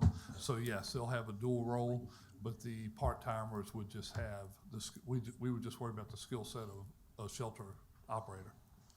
But, right, so they'll need to be brought up to speed, but that doesn't need to be the priority type of experience because it's Absolutely. the management of the building. right? Absolutely. Okay. The other thing is, along those lines, when are we gonna discuss and confirm the community side, who's going in that building? District I submitted 19 some ought to be moving recommendations. in the next week or two. Their space is ready. They're making their transition now. Some of the space is ready on the community side, but we have to put out to bid some more work that has to occur in there. Now that the emergency crew has gotten some more equipment all out of there, we can move into another area to work. So we have to get that space ready, but it ought to be, I think within 60 days, we ought to be ready to start offering that space to organizations to move in. Right, so I guess my question is, when is it gonna come back for us to figure that question out? Because I know I have some people of interest I would like council to consider and you to consider. And I remember Councilor Randolph in particular talking about rent, for those people, so we need to have, I'm not in favor of rent, but I know we need to have the conversation because it goes to who is gonna go into space. Maybe it may not need to have rent, maybe a low cost rent, maybe a higher rent. And so either way it goes, we're gonna have that discussion. Well, one thing I would ask, we've kind of made a list of some of the things y'all have mentioned of the type services we ought to be offering in there. And so we have that list. If you have any ideas of something you want to make sure is offered there, please reach out to us, let us know. As that space gets a little further developed, we'll start having communications with some of these groups and find out, because and let me give you an example. If one group would like to be there just 2 days a week, for instance, and another group 3, then that's perfect fit for one small space. We can make sure Alternate. it works out. They can share it. So we have to figure all that out to find out what space available we have based on what their needs are, and then prioritize it. If it's Yeah. more people than we have space, we need to have a conversation. But we'll bring it back to you all sometime in the I guess This later. October, November timeframe. Okay, so that just a FYI to council, if you haven't submitted any suggestions, please get them into him so he can start to really look at that with Mr. Spicer. I have 2 other questions. The first one is, I know you kind of talked about this already. I'm not getting into the salary, but I'm thinking about so this is just in terms of cost of, the last page is strictly salary, but that doesn't talk about the cost of utilities if we're doing seasonal versus year-round. So those are gonna be additional expenses. Has there been any discussion about calculating those costs? When we have this discussion about if we're gonna do year-round or just seasonal? Because that's a We, whole we nother know set of there's gonna be numbers. some level of operational cost, other than utility bills, which we've already, figured, we'll be paying. Those other costs, so we'll be looking for, we still have a lot of churches that wanna support us. So we'll be looking for them to provide supplies and things as needed. So we hope to offset some of the operational costs through the churches. We also have churches this year, and we will reach back out to them, see if we can renew the agreement for this coming year. We had churches this past year, 12 of them agreed to each take a month to pay the utility bill on the shelter. And we would look to do that same thing to try to reduce our costs further. So, Okay, so right now, you're not looking at the difference right now, because you think there's other alternatives to fill in the gaps? Yes, ma'am. Okay, I will just say, as of now, I personally am in favor of seasonal for various reasons. We haven't really, and this is not to be negative, because we had a contractor before, we haven't really mastered really the full seasonal part, even filling the gaps with downtime. So I think that plus the other reasons that Mr. Spicer discussed is a good enough reason to keep it like this for right now, to test it out as seasonal. And then the other thing I have is, I just want to make sure I'm on the same page in terms of, if I understand correctly about, we don't have that expertise in-house. If you were to look at city versus contractor, but, and I'm not trying to be mean when I say this, we're gonna have to change, right? So when it comes to different positions, different departments, we're gonna have to adjust what we have, what we don't have, and we're gonna have to, do something different. You can't just keep the same expertise that we have. So at some point, whether it's this department or whoever department, we're gonna have to, make those tweaks and changes. So is there a concern about bringing in someone who has the resume for that, and then how to support that person? Or is it more so, besides bringing in someone who has expertise, that just prefer contracting? Well, I think the conversations we've had with Mr. Altman and staff and all, what we're recommending here is more of this is what we need to do the next year or two. We know that as this evolves, our role may look different as well, and maybe we get some people off to some training, but we are not real comfortable moving into just a month and a half or 2 months from now into operating a shelter for the first time without really the experience to do so. But I think we can gain that. So any bid or agreement we have with a contractual service for the next year or two, we can make sure it's renewable on an annual basis, so that we can look to change in the next couple of years as this evolves a little bit. I just don't think that from a risk perspective, we're ready. No, that's fine. I just wanted to make Yeah. sure I was on the same page, because we went through having a contractor, and like I said, we haven't really mastered the seasonal. Didn't expect for you, because we did talk about you bringing it in-house, but looking at this in steps, I can see how that would be, let's just gradually increase. So I think that's the only questions I had in terms of that. Council Parton had his light on. I move that we adopt or accept or go with the option of doing a seasonal shelter and to be used contractor hirees or employees. Second it. We have more discussion. We have Vice Mayor Bennett, then Councilor Pelham. Unless you want her to go first. She can go first. Let me go first. Can we add to that somewhere that it would be on a competitive bid process? Do we have to do that? It has to be. It has to be. Well, I'm asking, does it have to be in the motion? Okay, thank you. Vice Mayor Bennett.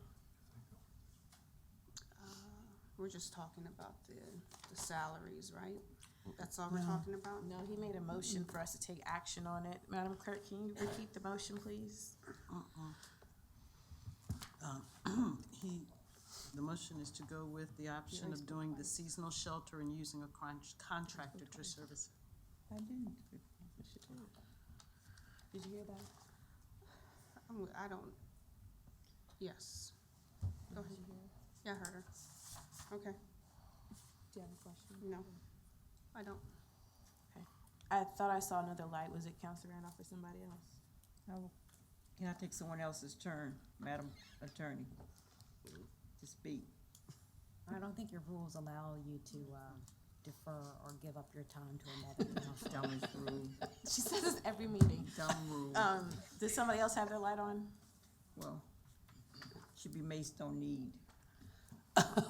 Not with this group. Okay, Not by there's smoking. no other, lights on right now, correct? I'm not skipping anyone? All right, that's the end of discussion. We will, I do have a question for the city attorney. Since we're bidding this out, don't you think in the motion that we should set the price limit for what they're gonna put? I mean, the cap that I know it's bidding, it comes, but we have to. That's not a good idea because people No, are I'm gonna not, I'm bid just asking, up on I'm not saying, whatever that right, rate but I'm is. saying for staff to know what we're working in. Well, if you're gonna It's bid already it, in the it's the motion. lowest responsible gonna- bid, so right. it doesn't matter. You're required to By take law to that pick the most- particular bid. But I thought you said it was two But if different you options. did the RFP, Right. then you would utilize whatever the proposals are to make your determination. You're not limited by the price, and so you might have different considerations. Correct. So So that's what I'm saying, the motion didn't clarify which route we were taking. So are we gonna bid or We're we gonna RFP? bid, not RFP. If we do an RFP process, we won't open in November. RFP process would take 60 to 90 days minimum. Okay, she just wanna bid it So out. we're just gonna bid the service and ask for that delivery of service. Whatever they think they Okay. pay for it. Pardon? Can I ask the city attorney a I just question? asked, typically we do RFP, that's what I was asking. Oh, that's fine. I have a question for the city attorney. Mhm. So if we do a bid process, we don't put a cost in there, they tell us what the cost is, correct? Right. Well, you could say what your maximum payment is No, gonna we don't be wanna under say a that. Let them- contract. And they'll come but, in I right mean, Yeah, they can underneath. come in underneath that, And- but I mean, and- the better option is to simply put out what your requirements are, already have see who's the services. last, The yes, numbers are- yes, And we ma'am. don't have to award. But If this the is- prices come the in numbers are higher right than here. we anticipated, we They're not could come gonna show back them to this. y'all and say, we're better off doing it ourselves. That's we- that's the other. We thing, don't too. have It's to just like- award a bid. And I'm not trying to be funny, the point of me saying that is because this is public record, the packet's already out there, it's on the screen, so. But it's okay, I understand, we can keep it, Well, but that's but fine. I think that's to our advantage because I think you'll see prices at that level or lower because it's been publicized, so. All right, so He's just saying. we're gonna bid it out, so the motion is to proceed with the seasonal option with the contractor, and it's understood that we're bidding, not doing a RFP. I'm not saying that's the motion, I'm saying that's what we're doing. Can I ask one question? Yes, ma'am. All right, if I understand Mr. Parkin's motion, it was to go with the seasonal program and the contractors. But you just said that if these rates come back after the RPIs are done, that we don't really have to go with the contractors. We might decide to do it with the city, but that, We would only do that if we came back to you though and told you. I'm just saying that if the prices came in exorbitantly higher than what we have got estimates on, we would come back to y'all and say, we got a problem. It's cheaper for us to do it, not to use the bids. The bids came in at X, Y, and Z. But I don't anticipate that happening. I'm just saying that yeah, I just didn't wanna tie that us possibility in exists. with this motion, if we're saying we're going with a contractor and then we decide later we're not. Well, we would make that decision on our own. We would bring back to y'all with the concern and have y'all make that decision. Okay, that's fine. I just wanna be clear. Yeah, no, I get you. Okay, council, I know we have a motion on the floor, but I have one question of the city manager and the manager. A question was posed to me to ask the city manager, and then the city manager has comment. First question for your comment, you can add this in your comment. Where is this money gonna be Mayor coming Gore? from? I'm asking chair, through the chairs, point of order. I'm not asking Oh, for you're- me. No, Well, that's what I said. so- I'm not asking for you. So you're asking the question. Do that. Oh, that's right. I'm We so just sorry. I told was- her she couldn't But do it's that. okay because wasn't- I was gonna wasn't my address that question. issue. I was trying to answer it was for the motion, that's why they were That's why it's a asking, where's the dumb money rule. coming from the motion? So I was gonna address that issue in general. It really wasn't. This discussion, ultimately, what we'll have to do is we'll get the bid in and we'll have to come back to council for a budget and appropriation of the funds for that bid. Because right now, unless you want to, and we've tried not to put a number out there, because if we budget and appropriate today, that number is gonna be out there. So we'll go out to bid. When we get the bids in and we do the evaluation, lowest bidder, then we will bring that back to council to budget and appropriate the funds and authorize the manager to sign the documents necessary, all that good stuff, so we can enter into the contract and move forward with the service. We'll have to bring that back to you. If at that time we find that the bids are all really high, we'll also have that conversation with y'all at that point in time. But we will have to bring this back to council to budget and appropriate and get authorization to move forward. So, because we haven't budgeted and appropriated these funds. We have funding that we have set aside, but we're using some of those dollars are helping us do some of the renovation work at the moment. I didn't So speak twice. we'll have to bring it back. My only concern is, we're bidding Vice this Mayor out, we see Bennett. how much it She didn't costs. say anything the I second did, time. She I said she didn't, passed. this is my second time speaking. I did call on her, but she said she My wasn't only ready. concern is when we can look at the numbers all day, but what are we getting with those numbers? What are we asking? Are we asking for someone who's licensed, who's certified, who is able to deal with certain health issues or mental health issues? That's why a lot of this is it's so many holes in it. I just don't understand. We can go out and bid and they can come back and say, you know what, instead of 88, we're gonna do it for 35. Oh, okay, that's the lowest bidder, but what are we getting for So this? when we put the bid out, we'll have to have bid specs Okay. that talk about the type of individuals that we need or require to be in there, their Okay. licensure, Hard to start. their if they have CPR, those types of things will have to be in there as part of the bid packet for the companies to respond to us. Okay. So based on the work we've done thus far with what we were looking at potentially from the city side, we can look at utilizing some of those benchmarks as part of the bid process. Because you're right, if we just say we want shelter management and Bennett LLC decides we can do it for $10,000 a year, LLC. we may not have, but you may not have any experience, but you're the low bidder. Correct. So we have to put a set of bid specs out there, so we Right. know everyone's bidding on the same thing. Then we get the low bidder, but we're getting the service we're asking for, and that'll be part of that process that we bring. All right, I just wanted to make sure everyone was clear about that. Thank you. Okay, thank you. We have a motion on the floor. It's been moved and properly seconded, correct? Yes. Okay, can we move forward with roll call? Counselor Pelham? Abstain. What? You can't abstain. Don't tell me what I can't do. You can't, per the rules, you can't I abstain. That's a yes. She can't abstain. Why can't you abstain? It's not a financial or personal conflict. Right. Abstain. Pretty Vice much Mayor every Bennett? one. Yes. Counselor Randolph? Just go ahead with the roll call, we'll address it. Yes. Counselor Holloway? Yes. I say you got to say yes. Counselor Parton? Yes. Mayor Gore? Yes. Counselor Denton? Yes. Motion passes 7-0. We have the clarified city attorney lifted her head and they did. I think that the clerk just said 7-0 as the vote, so it's counting as a yes Yes. vote. You can't make me say yes.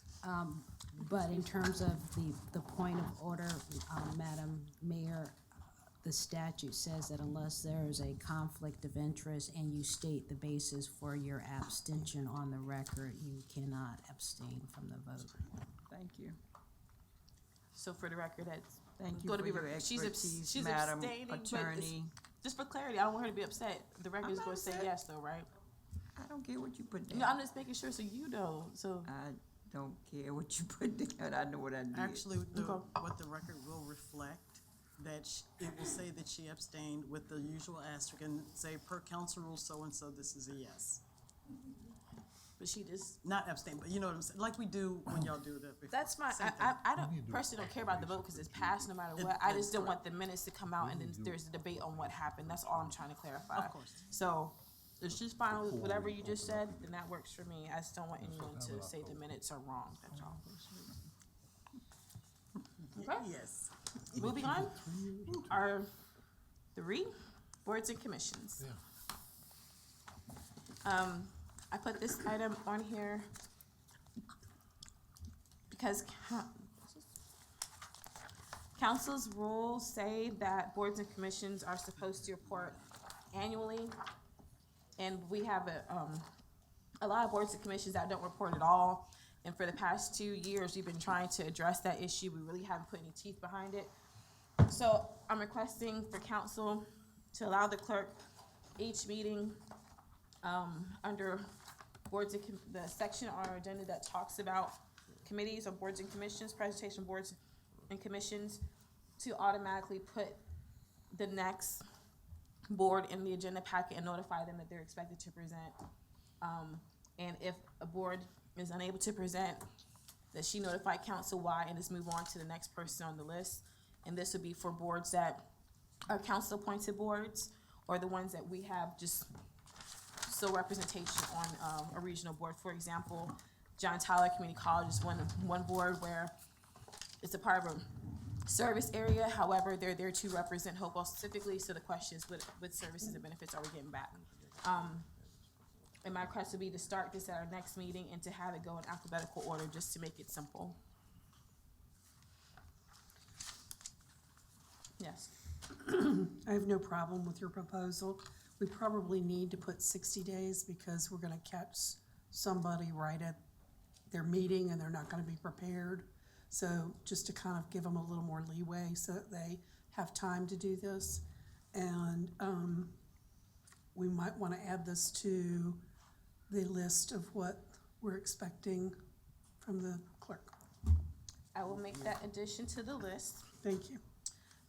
The council follow what she's talking about. I'm adding it to the list that we talked about in the back. Second point is the 60 days. Are you saying for her to give them 60-day notice? To begin with, I don't know whether you were trying to set it up so that start at 60 everybody days. got the notice at one time. All boards and commissions got a notice at one time saying that this is gonna be an expectation, or we were just gonna do it whoever was coming up on the list first. That's what I was suggesting. I mean, you can do it either way. And I don't care But start either, at 60 but, days. well, the first person on the list, we probably should notice to everybody that this is gonna be an expectation, and then we don't have to do anything in advance. So can you guys support starting this project in October? And a full list give out to everyone, and the notifications go monthly. Madam Mayor, as you know, we have commissions that don't even have a quorum appointed yet. Yeah. So they're not meeting and they're not active. So did you just want them to come to council and say, we're not meeting and we're not active? I'm just asking. But I just shared if they can't report, that they can tell you and you let us know and you move on to the And I next just send board. that in an email type. Okay, And you let us what know. about the, as you know, we also have commissions and committees that council merely appoints, like FOLAR, where you appoint one person to FOLAR?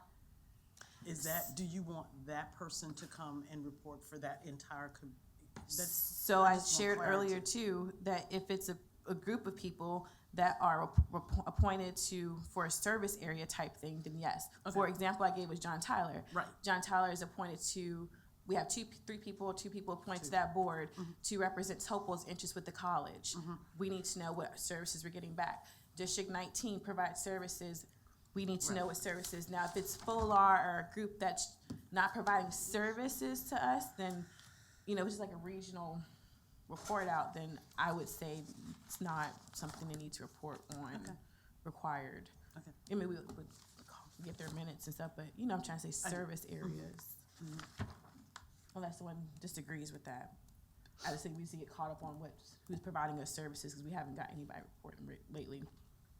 FOLAR does, Parks and Recreation does, KHB, and I think that's about it. ARB did like a year ago, but I don't know any other group that's actually. I'm on Gateway, so I'm the only person from Hopewell in that, so we wouldn't want that from Gateway. Yeah, We would or would not? whatever you're doing for the region, yeah. I mean, for the region, especially if it's impacting Hopewell. Yeah, but that just contradicts, and I don't mind doing that, but that just goes against what you were just saying I with thought it only added one to what you person. said. I thought it didn't, because we were saying if we only had one person on there. But We you had did- 2 or 3 for the other board that I think you were mentioning. Yeah, my example is anyone that provides services to the city. Okay. So if Virginia Gateway Region, in your opinion, or in her opinion, provides services to us, then I would say yes. Can we just, for Services- simplicity, instead of me having to figure out what the service is, You can can we just say the boards and commissions?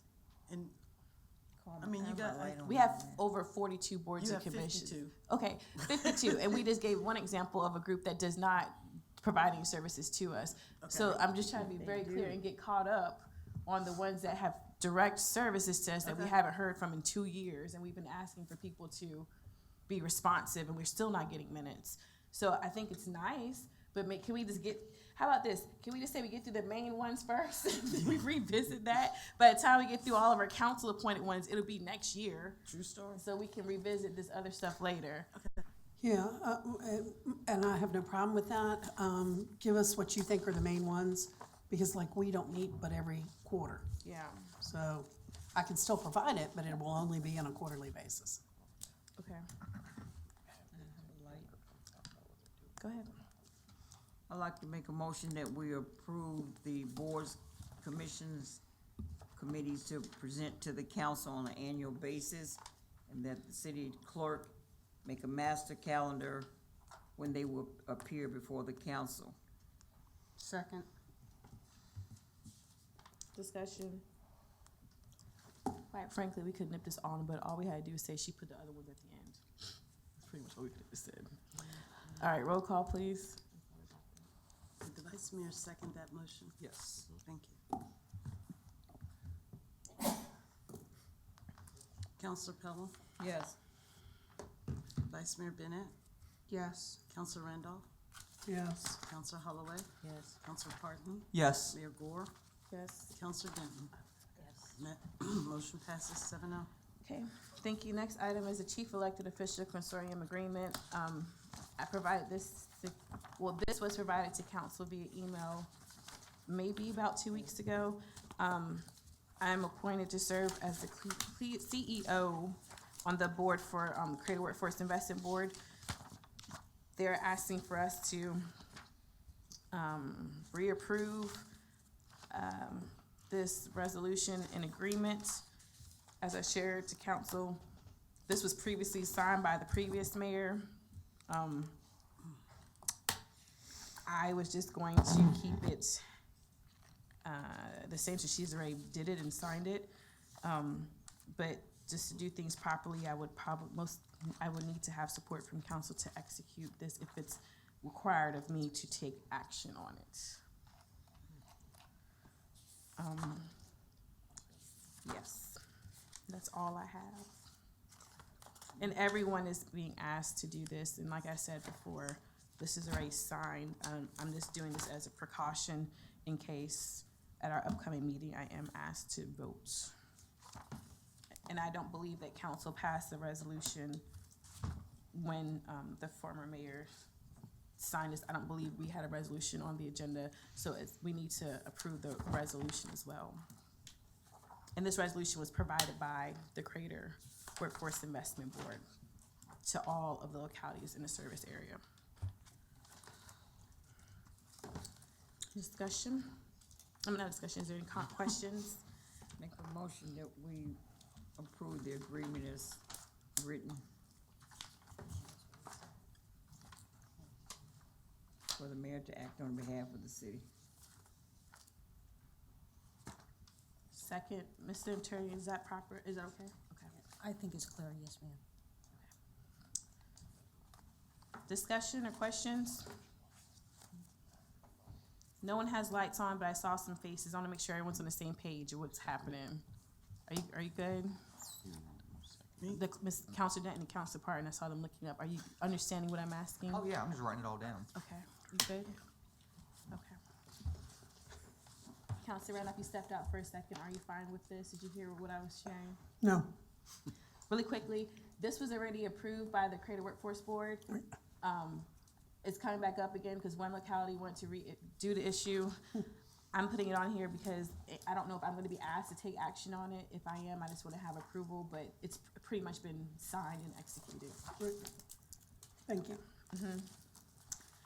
All All right, there's a motion on the floor, it's been seconded.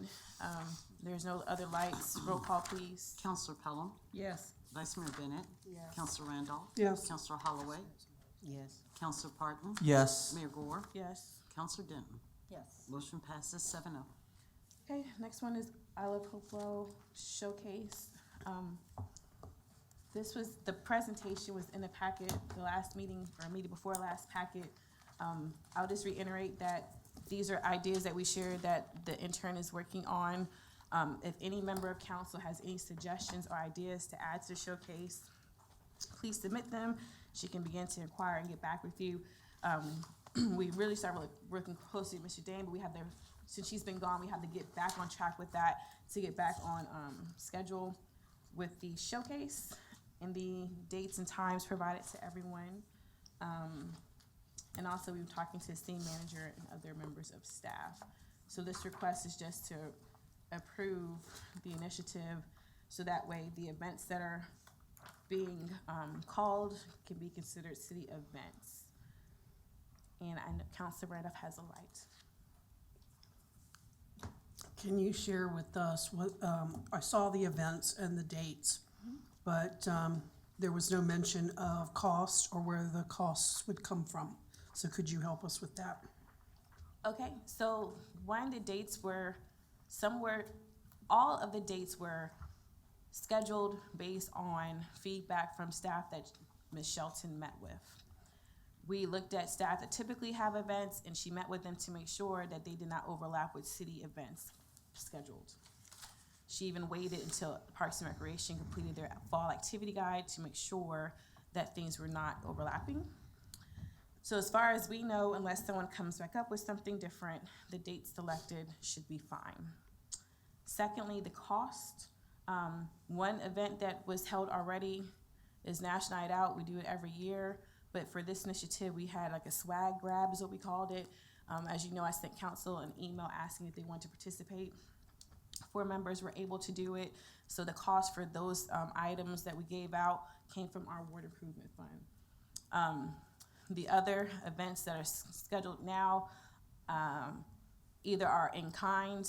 For example, U.S. Fish and Wildlife Service is doing the services for free.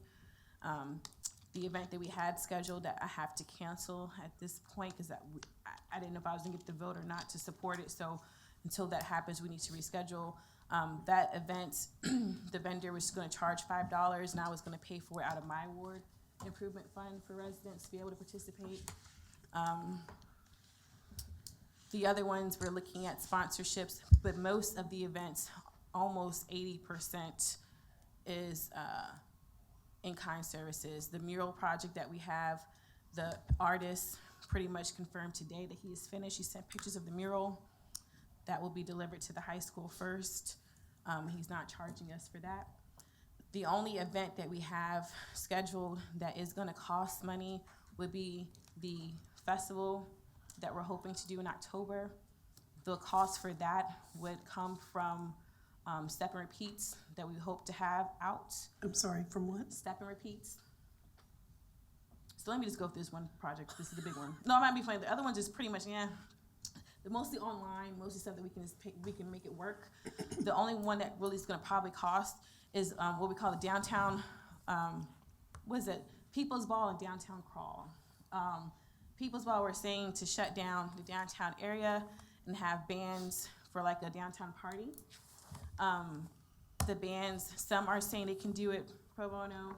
Some have gotten back to her with charges between $200 to $400. We're still looking to see if we can get other pro bono bands to play. We're only looking right now at Hopewell bands to showcase, but if we cannot get enough to do it for free, we're gonna probably have to look outside. But we wanted to showcase local bands for the I Love Hopewell thing. So there's the cost for the bands. Then Step and Repeats came out of the citizen meeting. Those are the banners that you take your pictures in front of, you know what I'm talking about, when you're on a runway or walk the backdrop. The suggestion was you put some of those downtown so people, while they're out enjoying the city, they take the pictures. That's gonna be a cost. I think they're about $180, I think is the quote that we have for one. That's the 2 costs that we have right now. everything else for that event, we're hoping that we can pick up the costs in other ways. Pick up the payment in other ways. But we're still working that angle, and that's the only thing right now. But I did ask to inquire if the community money at the Beacon was still available. I think it is. If we are able to use that, that will go before council for a vote. I'm not familiar with the community money at the Beacon. I'll let Mr. Altman answer that question. So, in our budget, we have $200,000 that we set aside to support the Beacon. It was $100,000. Well, so we have 200,000, of which 100 we set aside to look at direct support for the Beacon, and we have 100 that's tentatively set aside for community type events at the Beacon. We don't spend all of those the community event money early, because we're kind of hedging our bet as to what type of support we may have to provide to the Beacon over the long run. So we do a little bit, if we're going to do something, we do a little bit in the first, second quarters, and then we try to see where we are. So there's dollars that could be made available. As the mayor said, if we were going to use those dollars, we'd come back to council for appropriation or for authorization to use some of those funds to support any event here. And the idea right now, what she's going to be working on for the rest of this week and hopefully next week, depending if any new requests come in, there was a sponsorship letter that was drafted. She's meeting, I think she's already had the conversation, supposed to meet with Mr. Dane and Mr. Altman to get suggestions of legacy businesses, because part of the I Love Hopewell initiative is to also support legacy cities and to get those businesses to potentially sponsor the Step and Repeat if we put their logo on it with ours. And so we're looking at sponsorship letters to contact those groups, see if they will help us with the bands and the Step and Repeat. As I said, everything else we pretty much figured this could cover. Oh, the Office on Youth is sponsoring 2 events. One is S'mores and Stories. We've worked with the fire chief to figure out which fire pits we needed to have, and we're partnering with Boy Scouts and Girl Scouts to put on that event. And then the other one is a Telescope initiative, and we're partnering with Richmond, and the only cost for that would be the glow sticks. But Office on Youth has included that in their summer programming, and they voted for that. So the only cost, like I said, we have outstanding is that band cost and the Step and Repeats. And with that being said, I will also share that the video contest, we posted it last week, and it should be in your what's it called? Hopewell Happenings? Hopewell Happening. It's in there, the video contest. But like I said, if you have any other ideas, Vice Mayor Bennett submitted a couple. Ms. Shelton's looking into those. If you have any other ideas, she can do the research. We'll figure out how we can fit it in and make it work. Just one more question, if you don't mind. Do you anticipate this I Love Hopewell program rolling over to next year? Or is it gonna be completed at the end of the year? We only have events until December. Right. My goal is to have everything solidified.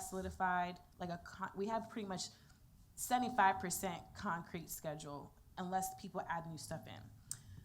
We're working on, like I said, payments right now, and so my plan was hopefully by our next meeting, we'll have a solidified agenda, solidified costs, and we can come back to you guys for any type of support or anything like that, or ways to promote it or make it more official than what it is. To say, here's the full layout, and so we can start promoting the whole list of events as opposed to putting one here, one there, one there. Hopefully, if you guys like what the result is, even with your submissions or additions to it, that it'd be something that we do next year, but not necessarily not to carry over this initiative to next year. The last event is in December. Thank you. But it would be helpful within the next week if you guys have any idea, no matter how big or small it is, or if you even understand what your idea is, you want to do something with elderly or something with, I don't know, anything. Shoot us the email, we can brainstorm, and we can try to add it to the list. Like I said, Vice Mayor Bennett has, and so we're working on some suggestions.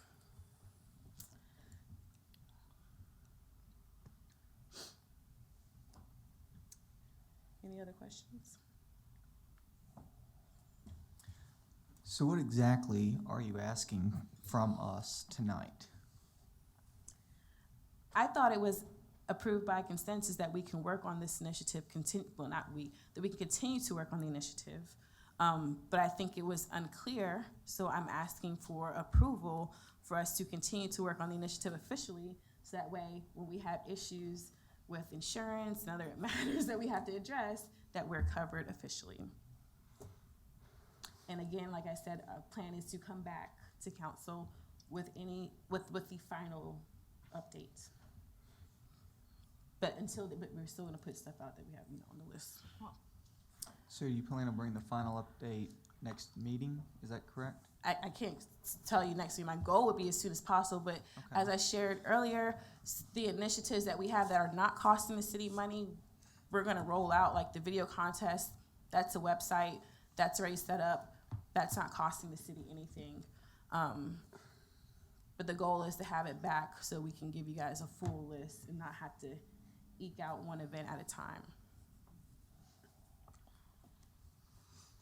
So far, everything that's been done hasn't cost the city any money. It's been a donation with council, with the members that contribute.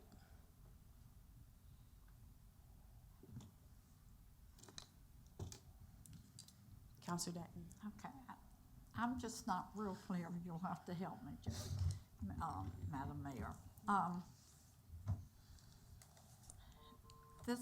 I love Hopewell.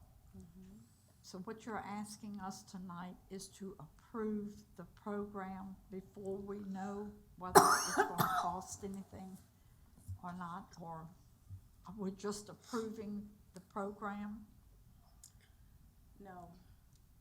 So, to recap, I've had this on the agenda several times, and we've talked about it. I haven't given you guys the full list until the last meeting when I went through what we tentatively had. Up until that last meeting, it's been discussed. I did a presentation from NLC twice. The scavenger hunt was included in that initiative. The work study program itself was included in that initiative. And we've been talking about it. And then meeting before, I think it's last meeting before last, I went through the items that we have on the list. And I asked, can I keep working on this? If you guys have any ideas, give it to me, we'll work on it. And since I heard no objections this entire time, I assumed that it was supported, that we can continue to work on it. And as I shared back then, it started off as something that we learned from NLC. I did some stuff for my ward, but then after talking to Vice Mayor and other people, I was like, okay, we should make this a citywide initiative. And that's why I put it on the agenda. So all I'm asking for is support to say we're working on this initiative. The events that we can do with no cost, we have approval to do them, but as soon as possible, I'll give you guys a concrete list of events and any expectations of any costs that we are unable to fill the gaps on. And then at that point, we could agree or not agree. Yes. Okay. Is that clear? Okay. Ms. City Attorney, does that cover me? I really think you need approval, to get approval for the initiative if you plan to actually plan events and to do things and advertise them as city-sponsored. You need that up front, as opposed to what I'm hearing right now is they're approving, you're going about gathering information for the individual programs that would fall under this umbrella. And Councilor Denton's question just raises the possibility that on the back end of all of this, there won't be approval for the initiative or some of those individual programs. So I really do think there needs to be, as your foundation, a call for approval for the initiative, and then as you develop your different programs, if there's a reporting back, if there are some costs, you bring those back for individual programs, but you have enough authority to work sufficiently, and I don't think what you're getting tonight is gonna give you that amount of authority. So I can ask for approval for the initiative. Can I do this? Can I ask for approval for initiatives and to come back to council for approval for any programs that require city support? I think city that would be, funding. yes, I think that gives you a lot more flexibility, and you can certainly hold out then the Hopewell, you know. The festival thing. Yes, sir. But, As city programs. okay, so support for initiative, but bring back any program, any project that requires city funding, but council will know that I will still come back to give you guys a full list as soon as possible. That's my goal still. Is You'll that come back to comfortable? council for approval of the funding. Yes. Yeah. Is that okay? Oh, I just didn't wanna go into it without No, some it's okay. limitations. And the city attorney has answered those questions. Thank you. Okay. Thank you. I don't know who made that motion. So moved. Second. Oh, Vice Mayor seconded. Can you read back the motion, please, Madam Clerk?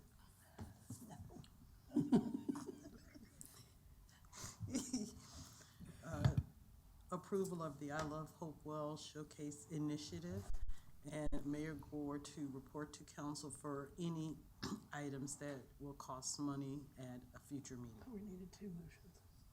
No? No, Two, what? Yes? you didn't say two motions. Is that fine? That's fine. Okay, any other discussion? There are no other lights. Roll call, please. Counselor Pelham, Yeah. Vice Mayor Bennett, Yes. Counselor Randolph, Yes. Counselor Holloway, Yes. Counselor Parton, Yes. Mayor Gore, Yes. Counselor Denton. There's your Motion 7-0. passes 7-0. Thank you very much. I appreciate that. Thank you. Okay, report to the city attorney. I have no report, Madam Mayor. Okay. No, you missed R6, the pending list. Oh. What? My baby. Hold on. Let's look. Pending list. Okay, council. We're not gonna, we talked about what we're gonna do in the back. So, Mr. City Manager, we need to stay at least 10 minutes of our time to talk to you and the clerk in the back. But one update from that discussion is we're gonna ask for you to give us a monthly, we're asking for you to give us a monthly report out of the pending list. We're gonna go through here and to keep what is current, so we have one final pending list right now. And we're gonna give you 5 priorities, hopefully tonight. After that, we'll revisit in the back with council, probably within 30 days, to see when we can give you your next 5. So we won't ask for you to take on no more than 5 top priorities at a time. Is that clear? And the monthly report out will be about the top five priorities. Yes. Okay. Okay. So if we have something, after we solidify this list, in the meeting, if there is an ask for something that council agrees on, you'll be responsible for adding it to this. But we'll be giving you which ones are the top 5. Yeah. Okay. Gotcha. Okay, perfect. Council, we have the Beacon update. That was the request for the RFP marketing plan, and if we should keep an LLC or not. That was, ongoing. This council still wanna have information about if we need to dissolve the LLC and their finances and marketing information. Yeah, I thought we still won that report. Yeah. Did you just say, did we still want that report? Yes. Yeah. And information about the LLC dissolving it, yes. Yeah. Okay. Keeping, okay. I would ask you, when we go through this, we're gonna go through this quickly, put a star or something to remind yourself what is a priority, so we can collect the priorities at the end. Next one is revision of council rules and procedures, VML training. I would say that we've already taken care of this, but the revision of the rules and procedures is now up to the city attorney. We talked about that in the back. Right. So we're taking this off of the pending list if you guys are okay with it, because she has been tasked with that already, correct? Remove. Cost of taking control of Maloney Gym. Council, for those, I'm just gonna do an update, because for people who were here, not here. We talked about, we put $250,000 in the budget 2-3 years ago for Maloney, and due to the CAFRs, we were unable to get that money. We had an MOU draft with the schools, and that was done with this council building committee. Do you still wanna have an update about the cost of taking over, renovating, taking over Maloney? And finish that Where'd the money conversation. go? We could never borrow it because the audit was messed up. Or we were gonna borrow it after we had it. We were gonna borrow money for roads I'm glad we did. and some other stuff. It's Can we keep it on here? It's just not a priority. Okay, Why don't we add it as a CIP project? And then we can discuss it during the budget process to see if there's funding available for it. And then it stays on the CIP list. We just have to find available funding, or if we do a bond, we can add it to the bond, but so it's just, it becomes a CIP project. that's fine. And with that me. way, you don't have to decide if it's a Okay. priority or not a priority, it just becomes a CIP The project. action Okay. just be on there. Move to CIP. Is everybody cool with that? Okay, I'm gonna move fast, sorry. Next thing, we talked about branding, city logos. This was in our strategic plan. Checkpoint, I guess you could say, we talked about this at a strategic plan before this plan. We never got that done. The issue was, we have different versions of the logo floating around there. Staff uses different taglines.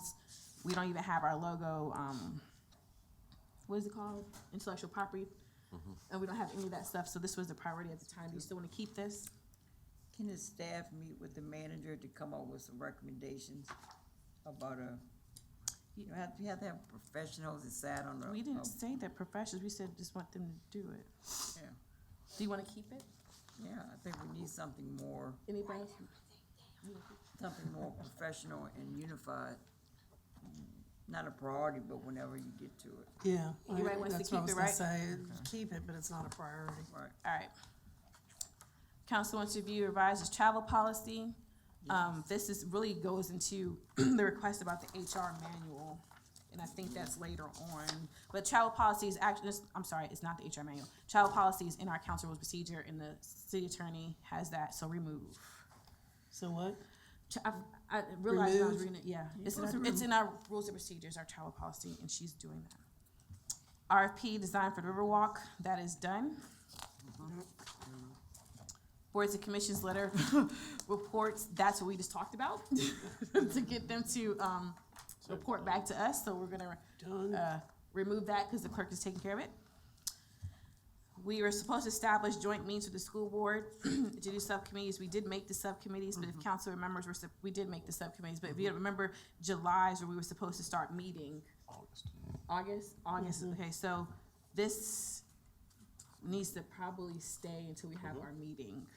Need to have it continually. Yeah, It's a I mean, it's budget supposed to every be- year. No, we were supposed to, this is supposed to be like outside the budget session. It's supposed to foster more relationships. So it's an ongoing effort. Yeah, but we needed to do that August meeting in particular to the financial matter that we discussed, and we committed to meeting with them, so we're gonna keep that. Work session, human, HR manual, yeah, we're keeping that, Yes. yep. But it's not our top 5, right? No one said anything about It's top 5 mine. yet, it's my top number, top one. It's so old. Yeah, it is. It needs to be updated badly. Remember the year it's last updated, city manager, Mr. City? 2014, Well, or maybe earlier, comprehensively, it would be earlier. yeah, earlier. It was Palmer and Kay when we switched to PTO. Just to clarify, let me go back real quick. Is the beacon considered a priority? Did we say yes or no? Because we didn't do that. I thought you said yes. Has anything been said before? Beacon, anything else We started. priorities? Right now, have no priorities. For the beacon? Was that considered top priority? Dissolving the LLC, having their finances, Yes. look at their marketing plan? I don't know. I have to see the other rest of it. I'll do Potentially. a potential. Yeah. And then just go Well, back and actually, on the reorganize next from there. page, there's another beacon entry that I would see as need to be joined together, and then maybe yes. Okay, we'll wait for that. Yeah. then. Okay. So HR, is that a potential? I think Yes. we have enough yeses to see it. All right, repair 5 potholes. That's been done, hasn't That's it? been done, hopefully. No. Restore the National Park Service Waterfront Committee. Page It you has not been done. page? What's not been done? The The potholes? 5 poles Pair at the shed at the poles. dock. Oh, They- by the dock. It's a major, project. It needs to be moved to capital improvement plan, and Aaron needs to give a comprehensive, capital improvement plan for the marina, because there's multiple projects that need to be done. Okay, so are we saying move to CIP? Yeah. Okay. Next one is restore National Park Service Waterfront Committee. We appointed members, so I guess that's, but we never got like the rest of this stuff, but I guess we can, it's pretty much done, yeah. I mean, restoring it at least. Yeah, because the committee can then work with the members to work on the contract. We have a waterfront committee? We're supposed to. Yeah, she's like, I'm like, really? Okay, so question mark, we'll keep that until it's confirmed. I'm gonna, so go back, please, make a note to say question mark. We'll keep it until it's been confirmed. If it's been confirmed, we'll remove it. Can partner with Resource Conservation Development, a community garden. This was about getting a community garden for the city. Do you guys wanna keep this up here? Well, we got one we in just Woodlawn. got a community garden that we. And Aaron so- has one too. They did Yeah. one, they did one in, Okay. Sea Point at Heritage Park. Heritage Gardens, yeah, so this one should come off, Done. right? Yeah, so we'll take that off. Obtain information about workforce initiative. This was actually more specific. It's supposed to be the ACT Workforce Ready Community. The vote was for Mayor Shurnak and I to get with Mr. Altman to research that, because the governor was certifying people in Virginia based off of that initiative and giving support for workforce readiness. Aren't we doing workforce in another direction now? We kind of This was a looked at- designation. Okay. I would like to keep it just to finish researching it, but not to do any, like this, to follow up. Is you guys okay with keeping it? It's not a priority though. That's fine. Okay. Who to reach out to increase the allocation to youth services? Okay, this is my request about the VJCCA money, the grant that does court services. Kind of sort of got information about the funding, but learned that court services receives that biannual allocation by the state, and that's supposed to be reviewed by the governing body. We have not been getting that information. I would like to ask, maybe in December we have her come and present what her biannual plan is for the money that we get from the state. We'll do that, Mr. City Manager. Okay. Yeah, we moved it to, is everybody okay with that? That's fine. Okay. Request for program of seniors who use dumpsters sparingly and need to pay less. That's complete. Yeah, I would say, That would be hard. yeah, that's not feasible. Did you say that was complete? It's complete. We presented to council back last year and it is not feasible to do so. You can't have varying rates like that. Okay, so taking it off. Yes. Council wanted to confirm Prince George was paying for their part for Hopewell Prince George Chamber was ongoing prior. Okay, so this is about tourism. We wanted to look at redoing our tourism and our, it doesn't say it on here, but that was a discussion about Hopewell Prince George and our allocations to part. We still need to get an update about what the So decisions are about tourism. Prince George is paying their portion to the chamber to support the effort. And we'll be bringing some discussion to council with regard to the future for looking at tourism. Do you Are have a we getting tentative time anything frame out of for it? that? So we talk about. We said by November because it's gotta be part of the budget process. Yeah, that's what I was trying to make sure we did in, before we get a budget, okay. Make a note, please, for November-ish. You have a question? Okay, you good? Everybody's fine with that? Current financial assessment of fiscal year 2017, well then. We got that. Request for city manager to work with policies, procedures, CSA, CPMT. That we need to keep, because they just presented during the auditors that they are working on it now. Mr. Altman, they did say that they were going to update their quality improvement plan and give it back to council. Yep. But they were supposed to at least fill in what they did thus far. We haven't gotten that. Yes. So can you get? To me, this is a priority, because y'all have been calling for this to be justified. I understand that. Which one? Because we've had CSA. issues, they must do this sooner rather than later, so for me, this is one of the top 5. Me too. Anybody else priority for the CSA requests? Yeah, you can put that up there. Okay, so that's so far the third priority temporarily. Request to review credit card policy. That has been up here for a long time. I don't know the date, but it's been up there for a Can we- minute. Do we know who has a credit card in the city? I asked for a list one time, I never got it. In the limits. I know the directors, correct? Yeah, And then who else? and then, well, we have some staff below directors that have cards. We have people that, admins that have purchase cards so they can purchase items, so we can get a list together. You can delineate whether or not it's a credit card, well, if they purchase, is that a credit card?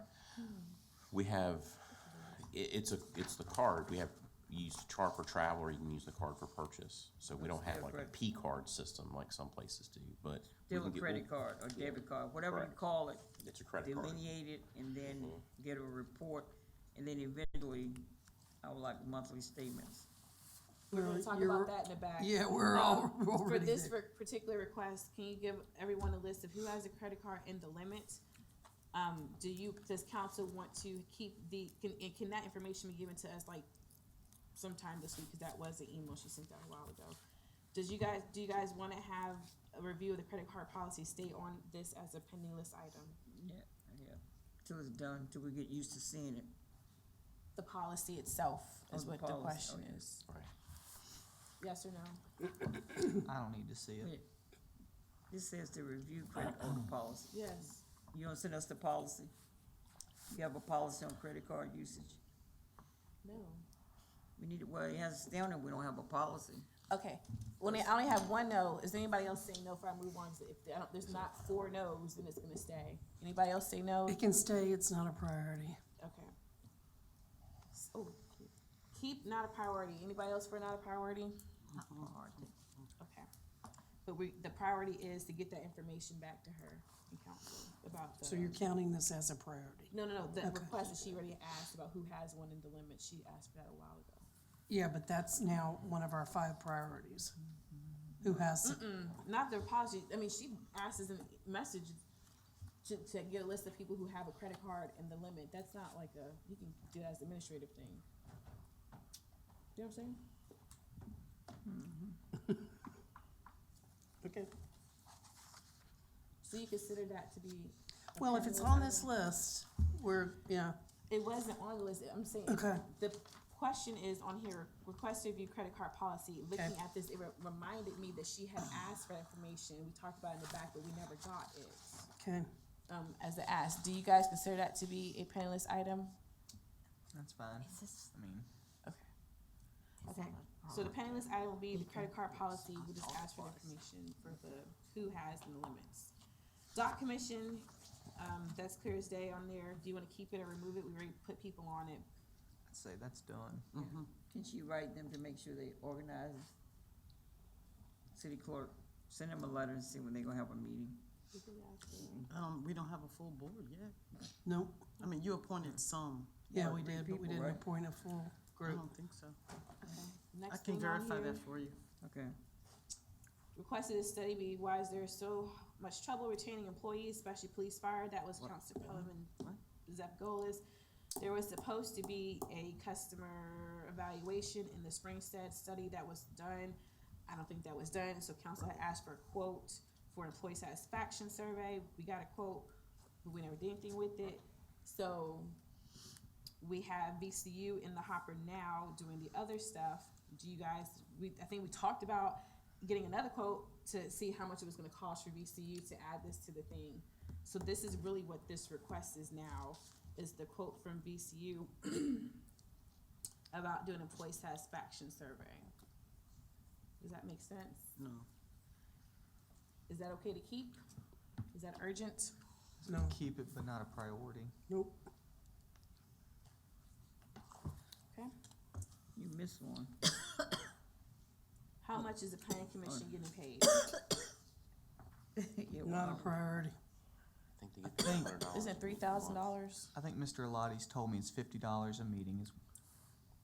It's either $50 or $100 a meeting, and some of the members don't. Don't Take take it. They it. don't Take take the it, pay. yeah. Right. Yeah. Okay, so it is removed, okay. That's easy to verify. Madam Clerk, can you get the answer for that since it's under boards and commissions? Yep. All right, and just send the email. So we're gonna take it off and give it Yep. to the clerk. Yep. Or, yes, please. Springstead, oh, right, this is about the Springstead thing. We, really honestly, we didn't approve it. We adopted it to get the pays increase, but we never did anything with it. This is truly a work session to go over the Springstead study and the, pay bands and like the salary classifications. But, so I would suggest that if we were gonna do anything, it would be with another study, not with what Springstead, I mean, Springstead's done. No, We're gonna- this was to go over it. We never approved that thing. Because we said we didn't, we had too many questions about how it was conducted, the pay bands, the classification of employees. And we were put under the gun to say you need to adopt it because we can get the budget out. And we never got back to actually talking about the issues in the study that we wanted to address. So we need a presentation. We need a work session. It's a work session. Specifically, it was about the pay grades and the job, like the classifications of the job. Come on. Can we keep this? But I don't think it's urgent at this point. We have other big important Just things. work it in when you can do a work session.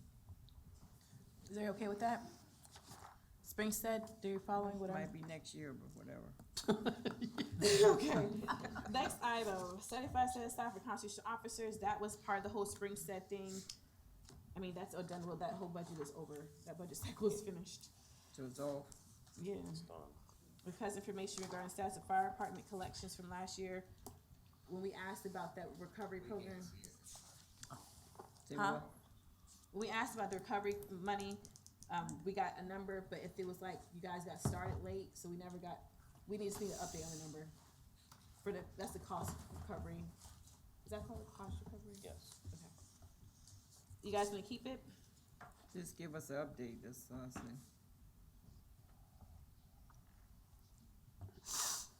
If I don't hear no's, I'm gonna keep moving, so I'm gonna. But just it's say- not a priority, so he'll give us an update when we get No it up, star. get to it. No star. Okay. Yeah.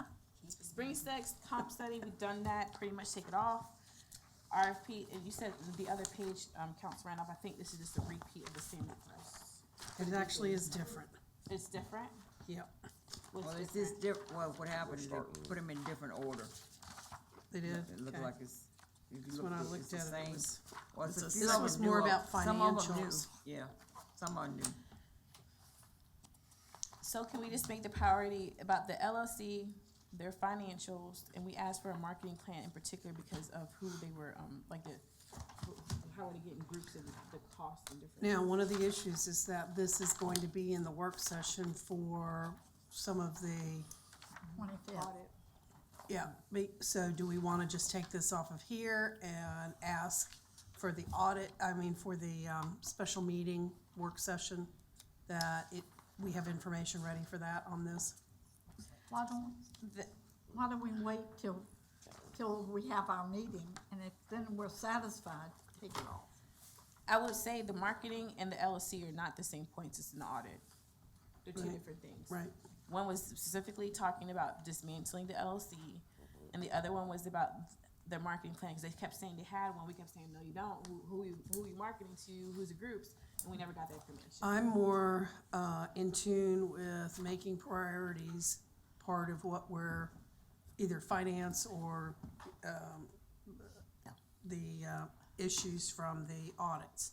Yes. So, That's priority. to me, that's kind of where I'm going, but I'm just asking, I don't care about the LLC at this point.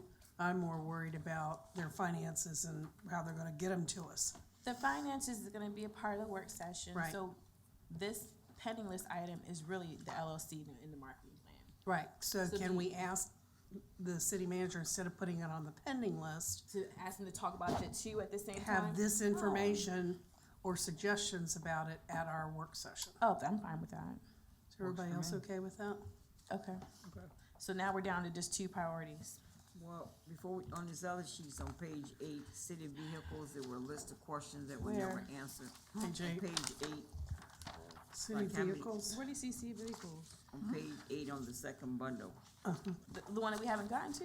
Yeah. You Because can't all jump of it- ahead. Well, because all other stuff is repeating. Well, let me see it first. What is shit? It's 10 after 10. The Hope Emergency Crew is not a repeat. Well, we 'cause need it's to already clar- worked out, or what? Okay, can you just wait till we get there? Can you start on page 5 on the second bundle, because we can just go in order. The whole point was cleaning this up. Okay. Hope Emergency Crew issue has been resolved. They've been moved over. There's nothing else, right? Mr. Hunter? No. Okay, yeah, Is we there gonna keep still an moving. issue? Tax assessment, council requested number of appeals, tax system with impact has had on revenues. This was requested because we got, a large jump in the amount of claims or whatever for assessments, and we want to know what the difference was. Is this important? Do we need to keep it? Well, it was 2017, we just Yeah, did I mean- 2019.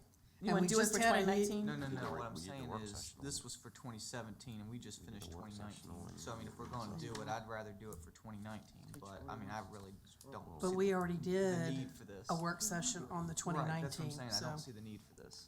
yep. All right, does anybody else wanna keep it? Right now, removing it? All right, remove. Lean spotlight grasslands, we pretty much have a whole bunch of presentations. We took care of the spotlight ordinance, so that's gone. Thank you, Tavia. City vehicles, Counselor Pelham, you want to keep this? I just Um, want the information, you know, whichever way they wanna give it to her. They did. And, when? Okay, did they, okay. Well, I mean, they did. Well, I They need to emailed see it to again. you. Can you just resend this information, please? My question is, I need to know how many vehicles go home. They sent you that too. Well, send it to me again. In How much? 2017, were you here? No. So he may not have access to what was already sent. Do No, you I still mean, have for the access to it? updated, Well, but I mean, if- I don't need for from 2 years 17. ago, we might as well do the new I one. do the update Right. of the new vehicles, 'cause that's a lot of new Okay. vehicles So for 2019, are we keeping this request for 2019? for 2019. Yeah, it's just not a priority. Okay, not a priority, but we're keeping it.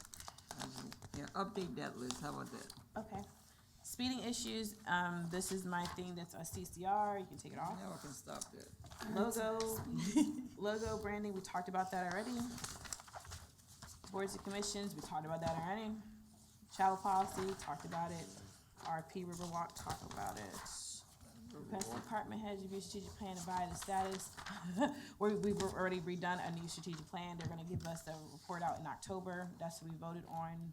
For them to come back and report, so keep this on here, but just change it to Probably for the 2019. second meeting in October, we're meeting as a staff the first week of October. So second meeting in October, do a report out.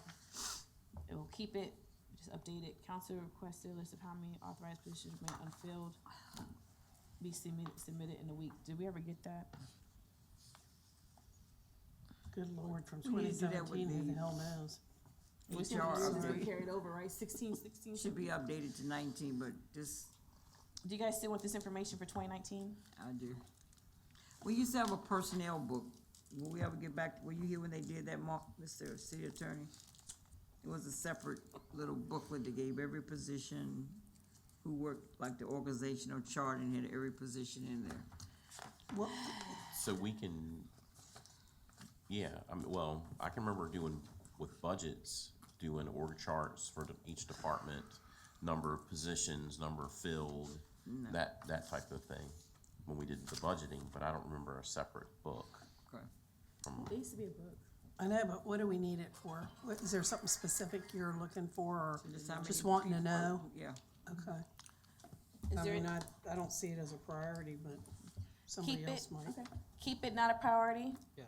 Okay, everybody's cool with that, make it 2019, obviously. Fees for planning commission, talked about the ARP, streetscaping. I will say, this probably ties into the City Point plan that we had adopted, and we were supposed to start looking at that.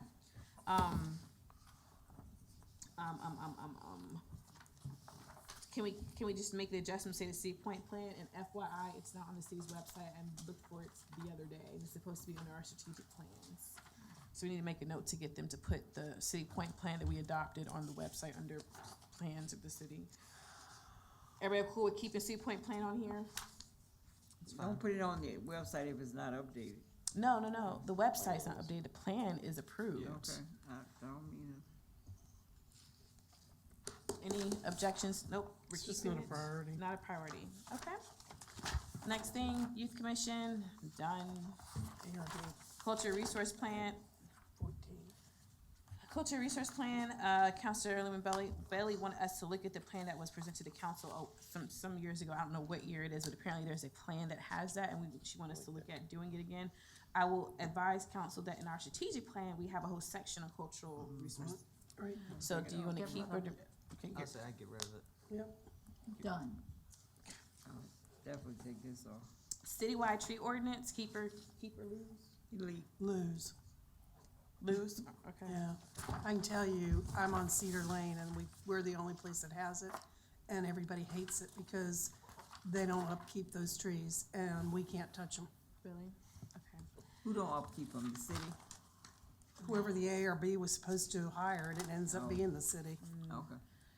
All right, so right now, just to recap, we only have 2 priorities on this list. Now we're on the last 2 pages. Damn. Rental inspection program, for me, priority, Yes. priority, priority. We've been talking about this for a Yes, long time. I agree, this is a priority. Yep. Keeps talking about it. Okay. We agree. Keep priority, back. so we're at 3 priorities. Real estate delinquency list, that's the one I had asked for. Sept was supposed to be looking into it, talking to the treasurer. I know they made some changes in workflow, but I never got a final answer about how they could make that work. This is a priority for me. Which one? The real estate Delinquency. delinquency. And I'd like to expand it to not just real estate, but any taxes. And I would like to expand it based on this information we're not gonna get to, is that, I guess Sands Anderson is a company that collect for us. Are they still And doing this- that? The property we have on here been delinquent since 2014. Why in the world would you let someone be that delinquent that long before you go into auction? And I don't know if there's, It appears that they work out deals, I don't know. no, they ain't started talking about it till 2/18. Okay, so can we keep So I'm just this? saying, whoever, Sands Anderson need to put some fire under them to make sure that they are following through with the real estate delinquency, pushing people to pay their taxes. And I don't, according to this one property, they're not doing that. So can we say, make this a priority? They are. Change Yeah, it it was to in any here. tax and Yeah, add it's to bad. it to ask the attorney to please give us an update on how soon a property can be on the delinquency list before we can auction it. It ain't no 5 years. Is everybody okay with Well, that? and I don't, I mean, I'm just get the information. okay, yeah, cause I think we need to look on a case by case, and I think that, yeah, okay. And maybe if and to add to that, I guess, because I hear the hesitation, ask the treasurer's office to give us like a statistics of like how long each, like the average property time Has been on the list. Just give us a list of property, that's the list we'll get. Yeah. With the date of how long they've been on there. Okay. That's fine with Because me. this is what I don't like about this property. And you're asking, you want the list too? Yeah. Okay, so clarify, Can we make this as a tax- priority? yes, it's Be number mine. 4 priority. Well, I mean, Okay. it's not number 4, but it's 4. Any tax, how soon can we auction, treasurer to get the statistical data of how the average length of time on the list and to actually get the list? Okay? Neighborhood watch recommendation from chief, that was a priority for me. That's when I was asking for the shooting task force.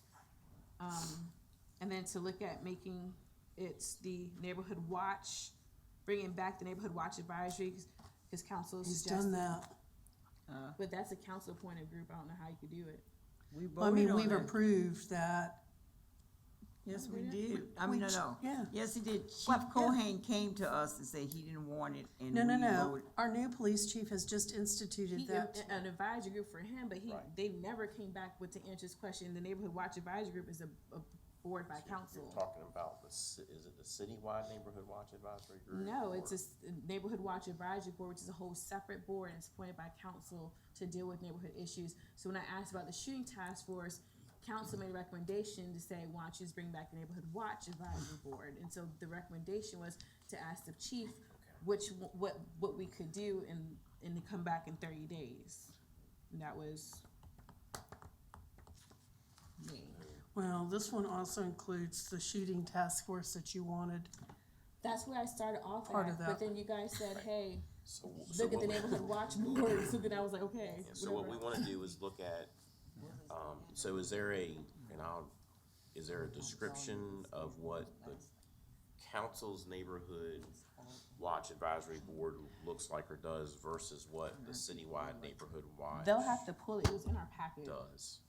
So we can, You did give it to. I'll show you. It was in our packet, and remember we was like, why do we have this? That's the only reason why it came up is because I asked for shooting task force for people from the community to come together and talk to us and count. I'll get with the clerk on getting the description and then we'll, So let's put this as a priority then, for safety purposes. Is everybody okay for that? Because we've had so much incident lately. Okay, thank you. Right now we're at 5. It might adjust. Yep. Council, can you please indulge me? We have one more page to do, and we have the report out to staff. Can we just stay to finish those 2 things? I'm looking at 15 minutes. Yep, I'm okay with that. Can somebody make a motion to complete this and then report out to staff? What's Make the a report motion. out to staff? Closed session report out. Oh, you're wanting us to do that with them, or, oh, I thought you were. You gonna No, we can email? go back and, I want everybody to be present. Okay, all right. So move. What? Or did you move?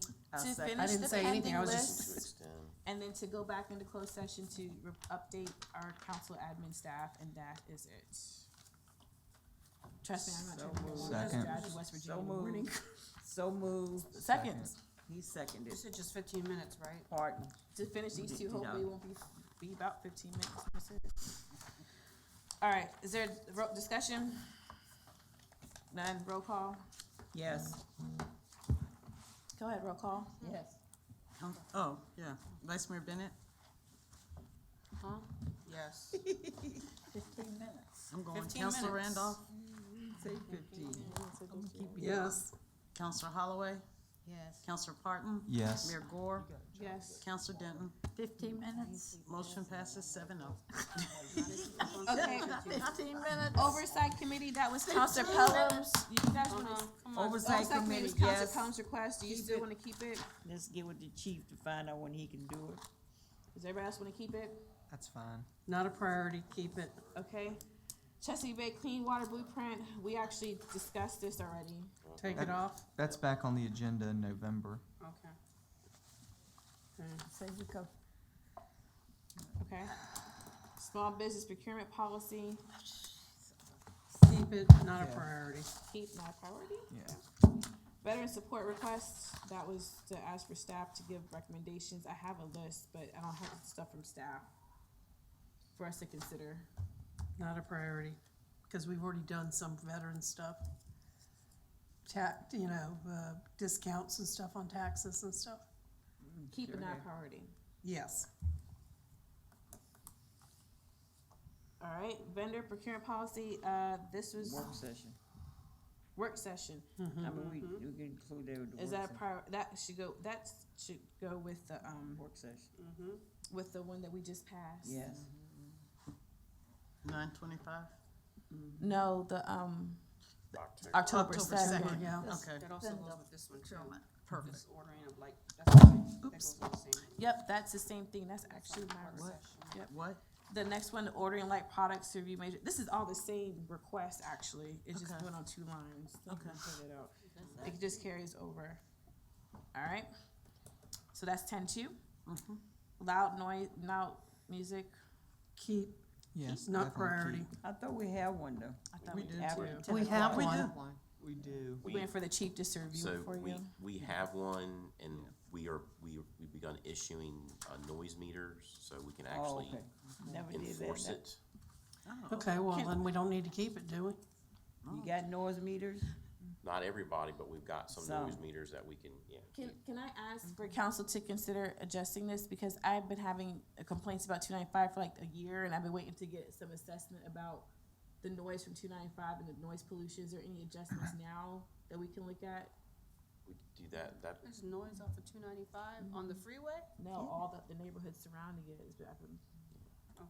Just do the noise meter out there. That's what I'm saying. I didn't Well, know you guys. I but don't think it, because the noise ordinance deals with loud music or loud noise. It's Right. not gonna address. I'm not talking about the ordinance. I just I think know. extend it to to talk about That's the fine. noise. Go to the That's it. state to So get a the, barrier. we talked about this one years and years and years Years ago ago. because of the wall. Just need a barrier. And the cost to construct a larger wall, to a sound barrier along 295. We were told you get state and probably be a BDOT project. I heard that the state does support projects like that. Yeah, I don't know. so- Can we just look into it? So let's just, Can you make a note to say state resources, because I talked to Senator Dance about that. Pardon? So I guess it's keep, not priority. Loud music, is that keeping or not? Yeah, we're Yeah. keeping that. Yeah. So both of them, just add them together. Mm-hmm. Okay, thank you. Employee day to serve, we've taken care of that. Done. Conflict of interest, public declaring a conflict of interest at the meeting, we talked about this, and it was pretty much decided that it was redundant. Well, that should have been, oh yeah, that's right, we did. Yep. Yeah. Breach of confidentiality, we never really, that was supposed to be for Stefan.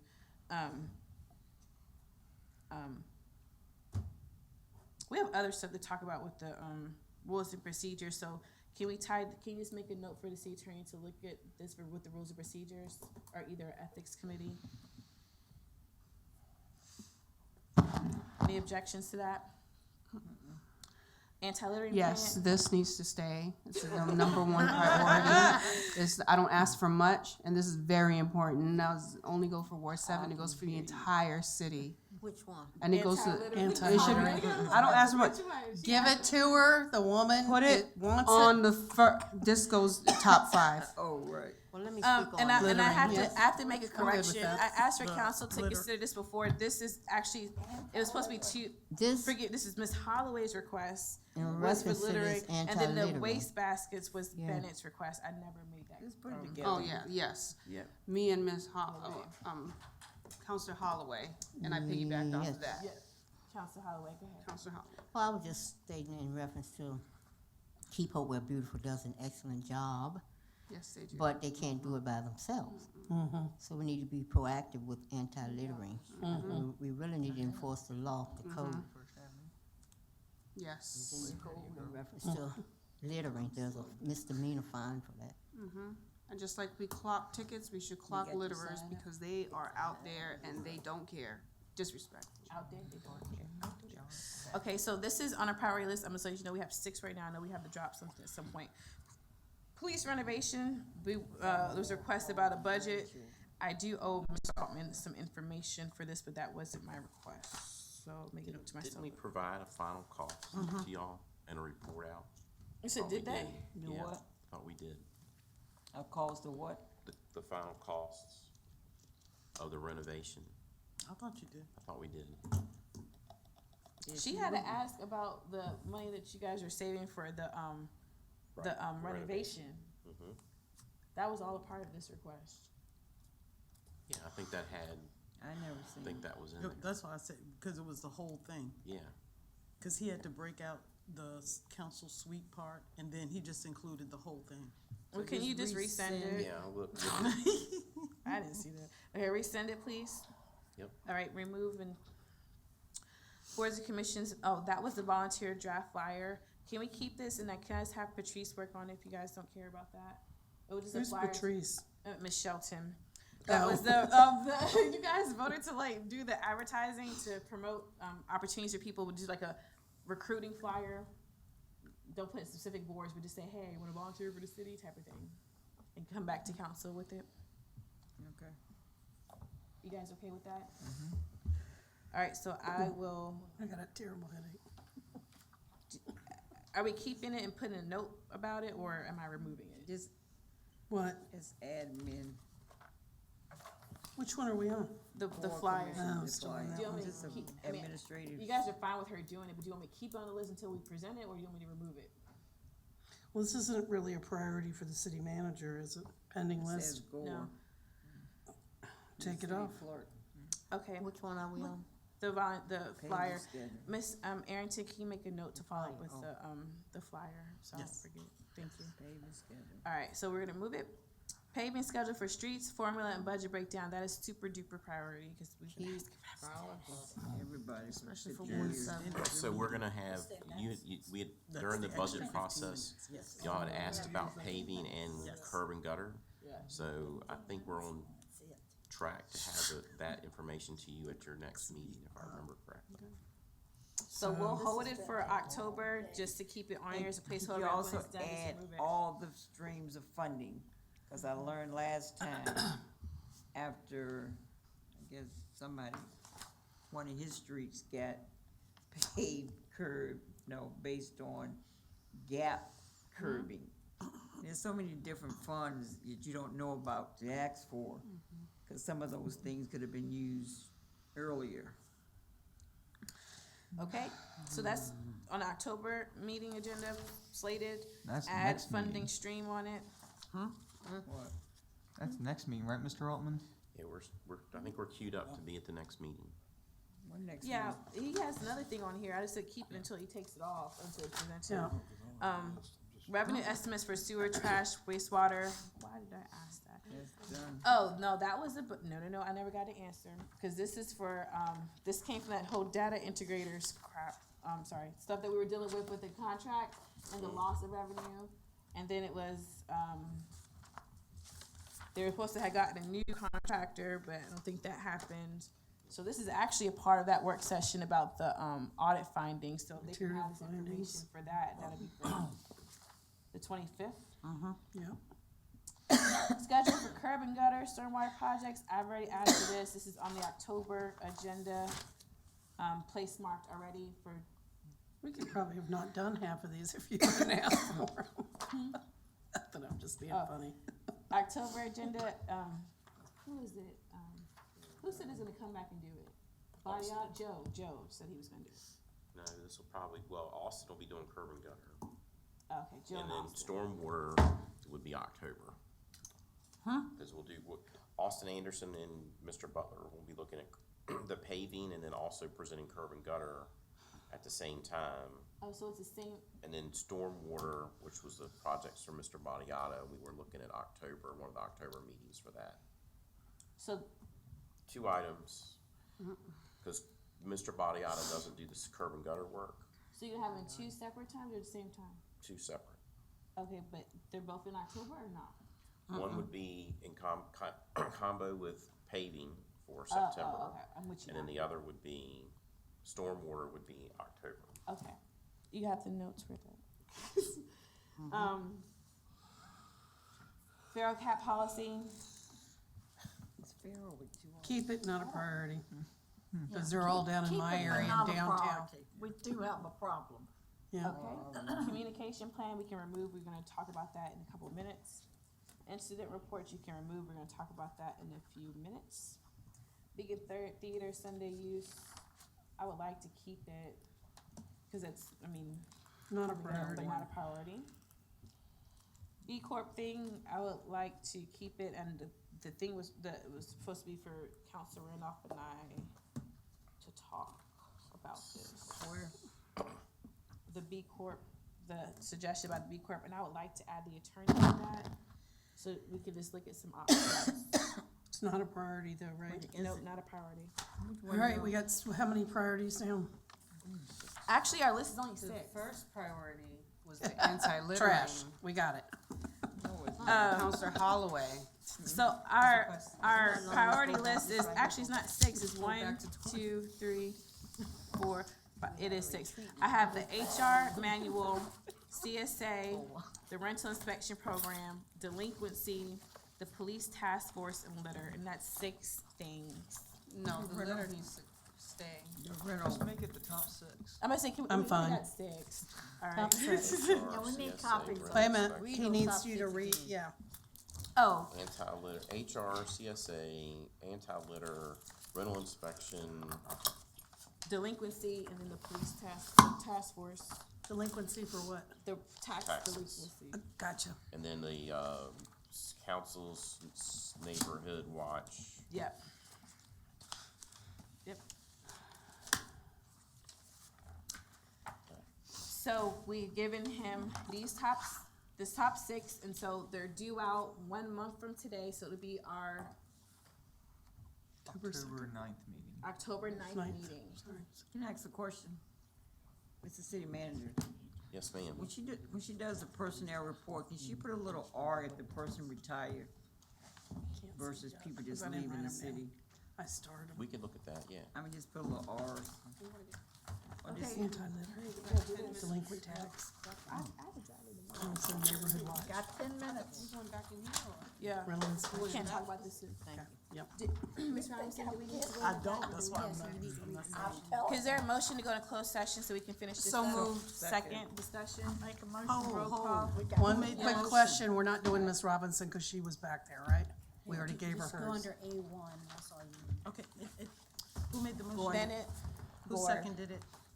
Me, I've got the worst headache. Under A1. Under A1? It's all on top of my head. All right, guys, just Okay, no, hey, Mr. City Manager. Vote. Y'all are killing me. Counselor Pelham? yes. Vice Mayor Bennett? Yeah. Counselor Randolph? Counselor find out Holloway? my information. Counselor Parton? Mayor Gore? Yes. Counselor Denton? Did I say yes? Motion passes 7-0. Did he pass out? Bye. Oh, I should have, Mr. What's the name? All right, can you wait 1 second? We'll ask Mr. Altman to go back there Oh, first. Mr. Altman. I already know him. Too much. You find out. Huh? You know, your hair looks so good. Cause I don't, I can't trouble you. All I do. It's about his fault. Did you find out who the Thank FBI was? you. Did you find out who the Everything FBI is was? Thank you again for coming in. Okay. We had that, and we had the thing today, Clear all tabs. with the thing to get. Before they call me back there. And then we had the voter registration office at the apartment, 2 apartments, apartment on the 3rd floor had a leak, which was the 2nd floor was the voter registration, and we have ceiling tiles coming down, we gotta move them. Some of the machines got wet, we don't know, we don't know yet, but we got.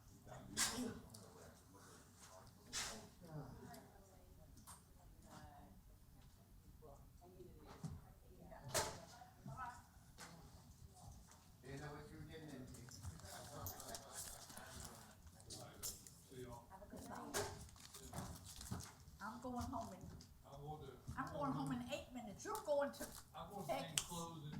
I was gonna say, you're going to Peggy's. 8 minutes. I know.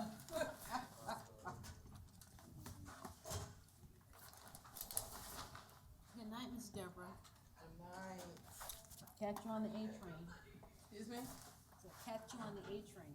Yes.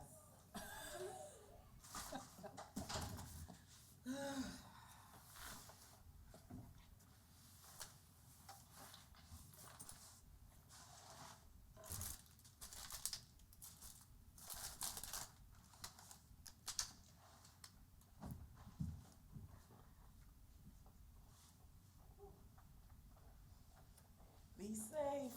You too.